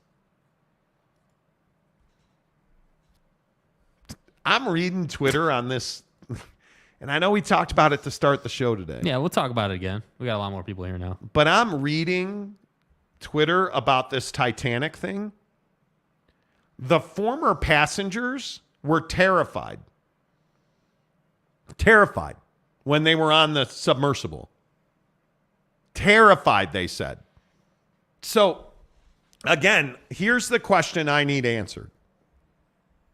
Where was your mind when you were like, okay, so $250,000 per seat. Let's go with this guy, the richest man in Pakistan. Him and his son were on the submersible that's missing. Mm-hmm. The richest man in Pakistan. So you paid $500,000 for you and your kid to get on this boat, submersible. And you must have taken a fucking tour, right? Like, you didn't just hand over $500,000 and be like, all right, whatever it is. Because if it looks like, Captain Jack's barnacle of a ship, are you getting on that? So I would think you took a tour, right? Excellent strategy, sir. This thing seats 5 passengers. Mm-hmm. And you guys, I'm not even joking. I am not even joking about this. They steer this thing with a PlayStation remote control. I started having second thoughts. That's it right there. The screen behind it and that remote. That's what controls the whole submersible. This is what it looks like. This is what controls it. Okay, right there. Can we hit pause? Right there. I'm like, all right, nope, good. I'm good. I'm not, I really have to ask the question. When you were like, yeah, hey, this remote right here is what controls this vessel, if you will, this submersible. Were you not like, all right, dude, yes, so look, how far below the surface is good old Titanic that's in 2 pieces and rusted to no end? Yeah, it's 2.5 miles below the surface. But do you guys understand? That's a 12-hour trip. In that thing. You're going down. Here's the 12 hours. You got to go down to the Titanic. You circle around the Titanic and above the Titanic. And then you have to climb back to the surface. That takes 12 hours. And the only way to pee or poop, God forbid you have to poop, and this is the owner, Stockton Rush, who, by the way, was on the submersible. He is one of the missing. There's a hole in the floor that you pee and poop in. Note there's no curtain in that cabin, and the pooper is behind him. The pooper is behind him. That's how small this is. Look at this image right here. This is a CBS News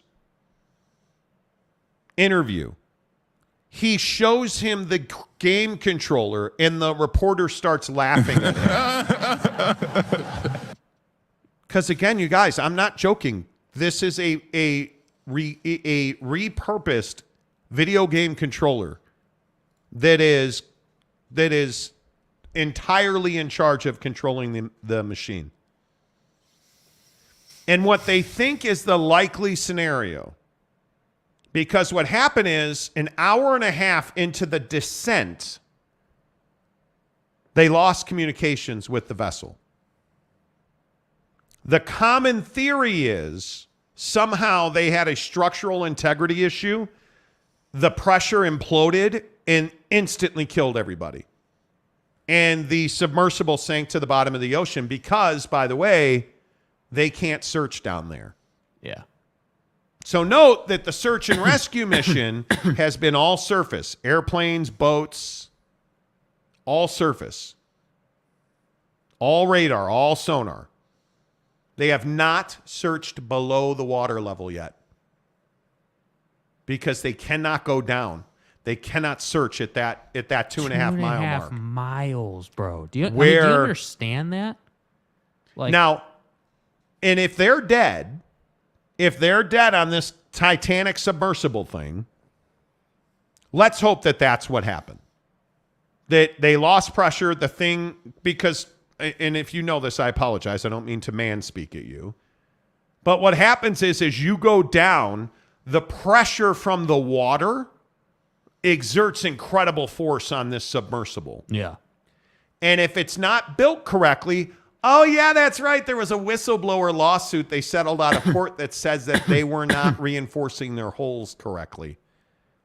A former employee sued OceanGate, which is the name of the company that runs these things, and said that, yeah, the submersible hull was not properly built to withstand the pressure. So what they think happened is this thing got down and the water pressure smashed it, instantly killing everybody. Yeah. Let's hope that's what happened. Because what's the alternative? Nothing good. Well, we lost motor and function. And so, yeah, we sank to the bottom of the ocean and we just waited to run out of oxygen. Or we waited for it to crush us. Which would not happen. If they were just out of motor control, the integrity of the submersible would be fine. You're sitting, hopefully not upside down. You're just sitting, and some people are concerned that, yeah, maybe they sank and hit the Titanic, and they're stuck on the deck of the Titanic. That would be worst case. They cannot move, and they have about, right now here, it's about 30 hours left. 35 hours left of oxygen. Can you imagine being stuck on the floor of the ocean 2.5 miles down? No motor skills. Nobody's coming for you. You're sitting there dying, dude. You're on the clock. You got 35 hours left to live. Oh, that's only if it goes horribly wrong. Then you better hope that the kind way to die is from exposure. It is so cold at the bottom of the ocean that hypothermia will kill you. So you're sitting there, and when you die from hypothermia, there is pain involved, but generally what happens is you fall asleep and you never wake up. And everybody, the common theory is that people would be like trying to keep you awake, odds against odds. Somebody's going to come and save you, which they're not, because there's nobody, current technology, nobody has the ability to go and do a rescue mission. 2.5 miles down, you're dead. It's over. It's over. You're dead. So hopefully I would think you would choose hypothermia at that point. But can you imagine the panic and the despair and the terror? Yeah. Which is why I'm not getting on that thing in the first place. Even if I didn't know. The answer is no. I'm not going on a 12 to 14 hour journey in this fucking thing. Yeah, that's a death pod, bro. I'm not doing that. Yeah. I am not, especially when you know, hey, here's the room you have on the inside. Nah, bro, I'm good. I'm good. And I don't care how many journeys this thing has taken. I'm not doing it. I'm not doing it. I'd rather do this right here than this right here. See what it did? Right. Yeah. Right. Right. All right. Your thoughts. Would you pay $250,000 for this? Gabriel says, I would choose getting lost in space than lost deep in the ocean any day. Oh, my God. Could you imagine being lost at the bottom of the ocean? No. Oh, my God. You guys. Come on. That's crazy. Elaine Tran says, I have fear for the sea. Yes. You should. Domer Wop says, I have nobody. I hope nobody had gas. Seriously. Gabriel, if you are Open Gate, you better send all those subs you have towards a Titanic and investigate. You better. You better, because they'll never recover it. They're saying if it's dead, if it's just laying there at the bottom of the ocean dead, they won't recover it. Yeah. It's almost, and I understand it. It is so dark and so desolate and so dangerous. They would not go and recover it. Well, and I think they have to find it first, by the way. That's what I'm really curious about. So obviously we have full on submarine technology that can handle this, right? Where you can at least go and ascertain like go to the Titanic site, is just see, hey, did they even make it to the site? Because if they never even made it to the site, you're never even going to be able to put together a story about what happened. If you can find the wreckage at the site, let's say, then at least you can be like, okay, based on the position, here's what would have happened, and like, so that's where, I'm kind of like, okay, by Friday, because today's what, Tuesday, right? Yeah. So by Friday, you can't tell me we're not launching submarine missions to go down there and just ascertain the Titanic site and see is the wreckage there, right? Is the Ocean Gate wreckage there? A. B. Now we have to have an entire reform on doing these kind of dives and stuff. People have died now, and it feels like we had a guy building subs in his basement and rolled out a company and held the thing together with duct tape and did 200 dives allegedly, and the 201st killed everybody on board. That's kind of what it felt like. Yeah, I don't know. I don't know, man. It's so scary looking at these updates. I don't even know what you do. I mean, these are some of the richest people in the world in this submarine that are dying. And interesting, in Pakistan, a group of people left Pakistan on a boat and drowned. And what were they trying to do? They were trying to escape hunger and poverty because they were so poor. And now the richest family in Pakistan is going to lose the father and his son at the bottom of the ocean where they paid $500,000 to get there. Yeah. I mean, the irony. Yeah. Oh, Mr. Guy says what to do with those final hours. Dude, can you imagine that? Can you imagine Terrorized. that? Oh, my God. AAR says the Magic Submarine is now part of the Titanic exhibit. Okay, so you guys understand that, like, a naval class submarine, military naval class submarine, their average depth is somewhere around 2,200 to 3,000 feet. That's kind of the operating. No. Right? That's I like have a panic attack thinking about that. Right, but hear me out on this point. So 2,200, 3,000 feet, somewhere in that range. That's where naval subs hang out most of the time. Let me put this into perspective. The Titanic is sitting at 13,000 feet, like 10 times where a naval sub would hang out. That's what I'm talking about, man. Like, why do you want to go down there? I don't know. I don't know. Do you think these people who went down there knew about the whistleblower lawsuit? I think rich people know about a lot of lawsuits, and I think they look into things, and I think they're very particular, and I think that they just probably ignored it. Honestly, when bad things happen to people, it's because we ignore our instincts. We ignore what our instincts are telling us. And we've already had the Russian submarine, right? It was a Russian submarine that failed. Yeah. And sank to the bottom of the ocean. Yeah. Nah, I'm fine. I'm never doing this. Never. And the deepest diving Soviet era sub was built out of titanium, which makes it stronger. You can dive deeper.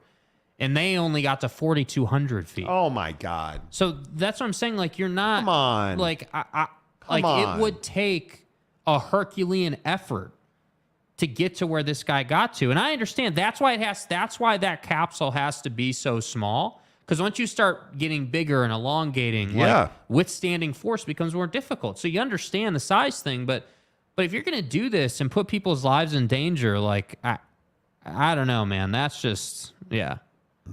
Chetty, you couldn't pay me to get on that thing. Me either. Hell no. Big Jack 512. Marianne greater than Ginger. Yes. The U.S. had, allegedly, based on this article I'm reading, has something called DSRV, which is Deep Submergence Rescue Vehicles, that are much like this, obviously much more well-built, and can descend to 35,000 feet. So we have technology allegedly to explore. The difference is exploring versus rescuing are two different things, right? Just going down and having a look around is different than, hey, how can we pull this thing back to the surface? That's totally different. And that's why I say at some point, someone's going to have to go down there and see what happened. I just don't. You're going to have to. I don't get it. I don't get it. And real quick before we get out of here, speaking of rich people who are assholes, why do we care about the royal family? Can somebody help me with this? Like I don't understand this. So you guys know about this Meghan and Harry thing, right? Mm-hmm. Meghan and Harry allegedly. Meghan and Harry allegedly were complete cocks to work with at Spotify.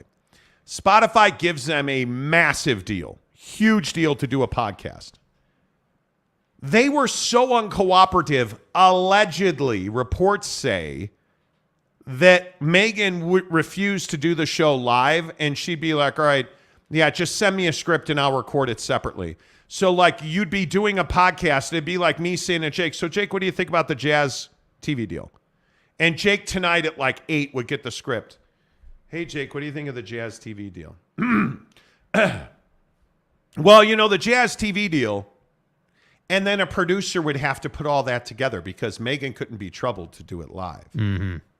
And Harry apparently is even worse. So Bill Simmons, who is at the tippy top at Spotify, this week when they fired Harry and Meghan, his wife, Bill Simmons did not hold back. I'm going to pose this question to you. You do a lot of business deals, a lot of negotiations. I do. Well, let's just. I wish I had been involved in the Meghan and Harry leave Spotify negotiation. The fucking grifters. That's the podcast we should have launched with them. I got to get drunk one night and tell the story of the Zoom I had with Harry to try to help him with a podcast idea. Do it. It's one of my best stories. Dude, there hasn't been a Drunk Simmons podcast. Let's both get drunk and then it'll just be drunk. Save that idea. It'll be really easy. The grifters. Dude. Are you serious? What are we doing? But again, rich people problems. Like, why do we care about the royal family? Like, who cares about Harry and Meghan? Who cares? I couldn't care less. It's not possible for me to care less. I could, Prince Charles is such a cock. I could not physically. It's not possible for me to care less about them. Yeah. So Bill Simmons, who I don't regularly agree with, thank you. Thank you. Because they're absolutely grifters. They're absolutely like, well, I was a prince at one time in my life. Pay me $10 million. I'm a man. And if you do, I'll poop on your stoop. Like, I'm not paying you $10 million to poop on my stoop, but I'm a prince. And this is Meghan, my wife. And she'll fart on your foot, but it's going to cost you $20 million at that point. Can you do something for me? Hey, by the way, what do you think of this house? Oh, I love it. Oh, well, how about this? I'll burn it down for you if you pay me $10 million. I'll ruin everything in here. Pay me $10 million. That's what this guy does. Yeah. Everywhere they go. Yes. I'm a prince. Pay me money. Drama. You're a little person. Pay me money. I'm a big person. Drama, dude. I'm a prince. Right? Like, that's what you are. And I don't understand that. And remember Harry, though. Harry served in the military, deployed, fought in forward territories. He had it all. And then it wasn't enough. It wasn't enough. Which is wild. I'm just like, dude. I mean, imagine living a life where you never have to think about money. Ever. Everything's handed to you. I don't get it. You're so, you're just disconnected. Yeah, you live in a different world. You have no idea what people struggle with. Oh.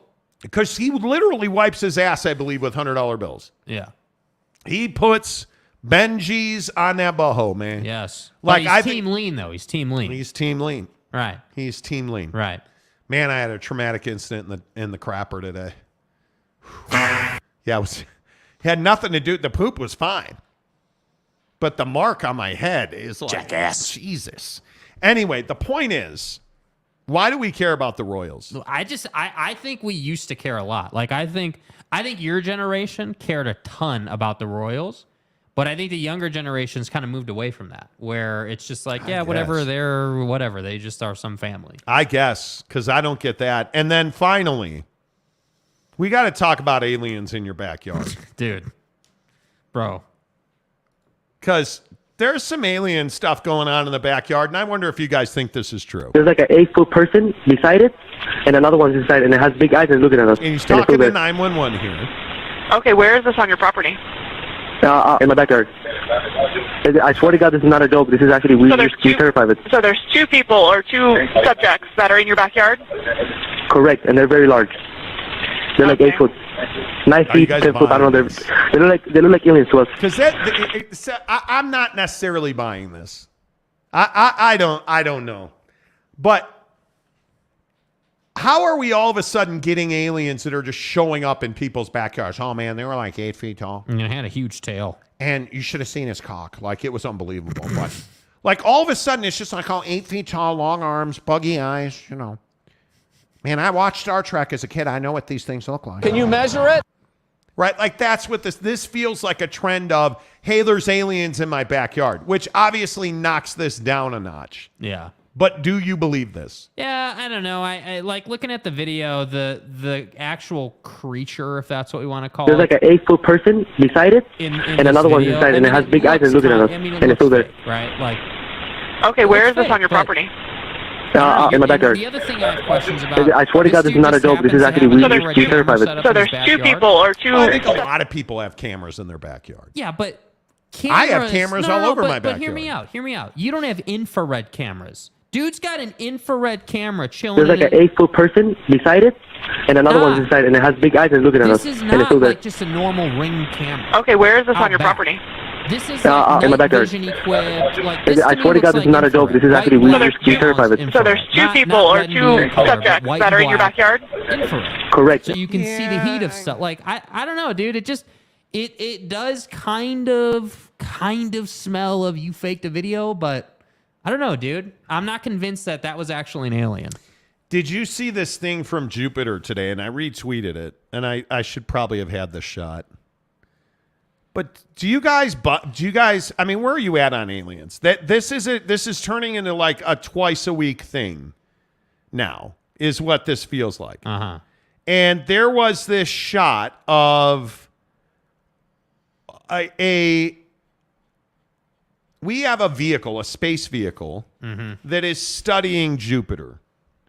And it caught a picture of a green light on Jupiter. And they immediately said, well, it's a reflection from a lightning storm on Jupiter. And NASA's Juno mission spotted this green light on Jupiter. Yeah.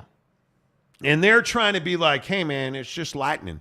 There's nothing to see here. You need to get off your little telescope. Why is it always green? Can I ask that question? You need to get up because it's like gonorrhea or something. Yeah, you need to get it. You need to get off your telescope, Rodney, and don't you worry about it.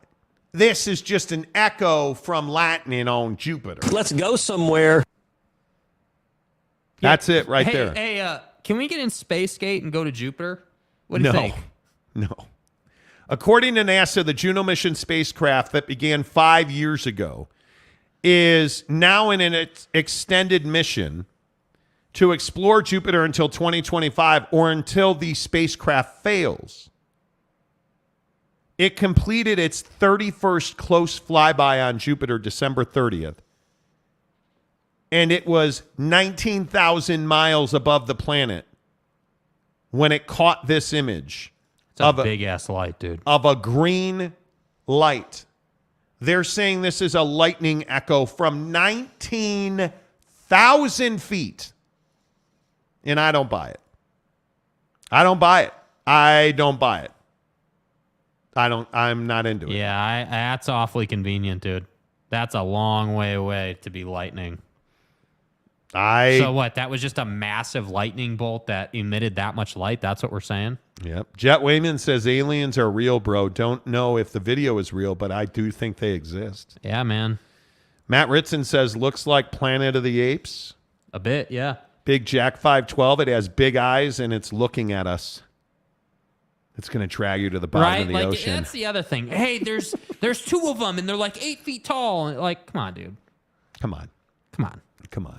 Let me get this right. So there's aliens in your backyard. You thought you had time to call the cops. Mike Maples. Nope, I'm finding out if that thing is bulletproof for sure. Yeah, right? Like, is that... Here's the problem. What if it is bulletproof? Then it's coming for that ass. Because you can't... Mike Mapes, you can't outrun that But thing. think about it. Would you rather die in an alien gunfight or at the bottom of the ocean? Oh, shit, an alien gunfight. Right? Like, aren't you like, if you're, if you're in the truck stop conference and you get into a fight with an alien in your backyard. Oh, I'm pulling out a 9 or right? a shot. I'm pulling out my 12 gauge and I'm going to town. Right. You even look at me and I'm putting one in your face. You kill an alien. Let's say you found some way to kill this alien. How much you selling it to the government for? I'm not. It's called brisket. Gabriel, I'm tired of trash camera qualities these videos have. It's annoying, especially in 2023. I didn't think the quality was that bad. I actually questioned why it was so good. You thought it was good quality? Yes. Yeah. At night, for a backyard camera, this is pretty damn good There's like an 8-foot person beside it. Stop. And another one's inside, and it has big eyes and looking at us. And it's still there. That looks like a costume. Okay, where is this on your property? In my backyard. I swear to God, this is not a joke. This is actually, we terrify of it. So there's 2 people or 2 subjects that are in your backyard? Correct, and they're very large. Nah, bro. Yeah. Nah, bro. I'm not here for that. Yeah. I don't believe that. Maury Alvarez. My in-laws are in Roswell right now looking for the aliens. They're going to be looking all day tomorrow for them. Are you being serious? Okay. Big Jack 512. Definitely alien gunfight. That's an awesome. All right. That's what I'm saying, dude. Radio host and known fat ass dies in a gunfight with an alien. Coincidentally, he lost weight when the alien sucked his massive brain out of his cranium. He also lost weight because he crapped himself during the gunfight. That's what it would YouTube hack dies trying to interview alien. Seriously. YouTuber dies when alien mistakes his fat gut for a brisket. Next at 10 o'clock on KSL. KSL News. We have breaking news this hour at KSL. A white salamander alien ate the ass out of a radio host. Some believe it was an alien. We believe it was all made up. Suckmyass.com. Gephardt investigates next. Yeah. Right? Yeah. OG Gary, AR-15 versus alien, and I ain't taking, and I'm not talking about Austin Reeves. Exactly Damn. right. Exactly right. Derek Myrie says good night. Good night, friends. Good night. Matt Ritson for $1.99 says movie call Run Silent, Run Deep, Clark Cable. Okay. Nah, bro. They're dead at the bottom of the oceans, right? Yeah. They're dead. Final comment of the night. Jet Wayman, casuals killed by aliens in epic gunfight. Next at 10 on KUTV 7. After the Jazz game on K-Jazz, fat ass loses gun battle with aliens. Live from Rose Park next. Hot MILF and Draper murdered by aliens. Gephardt investigates next. Right? Like, exclusive video of Draper MILF being mauled by what we thought was a cougar, but turns out to be a Martian. Sponsored by Wasatch Front Kia. I don't know. We got to go. OG Gary, what's up? See you later. Gabriel says, what a great ending to the show. Hell yeah, it is. Presented by our good friends at buckedup.com. You want to kill aliens? Get some buckshot. Get some buckshot.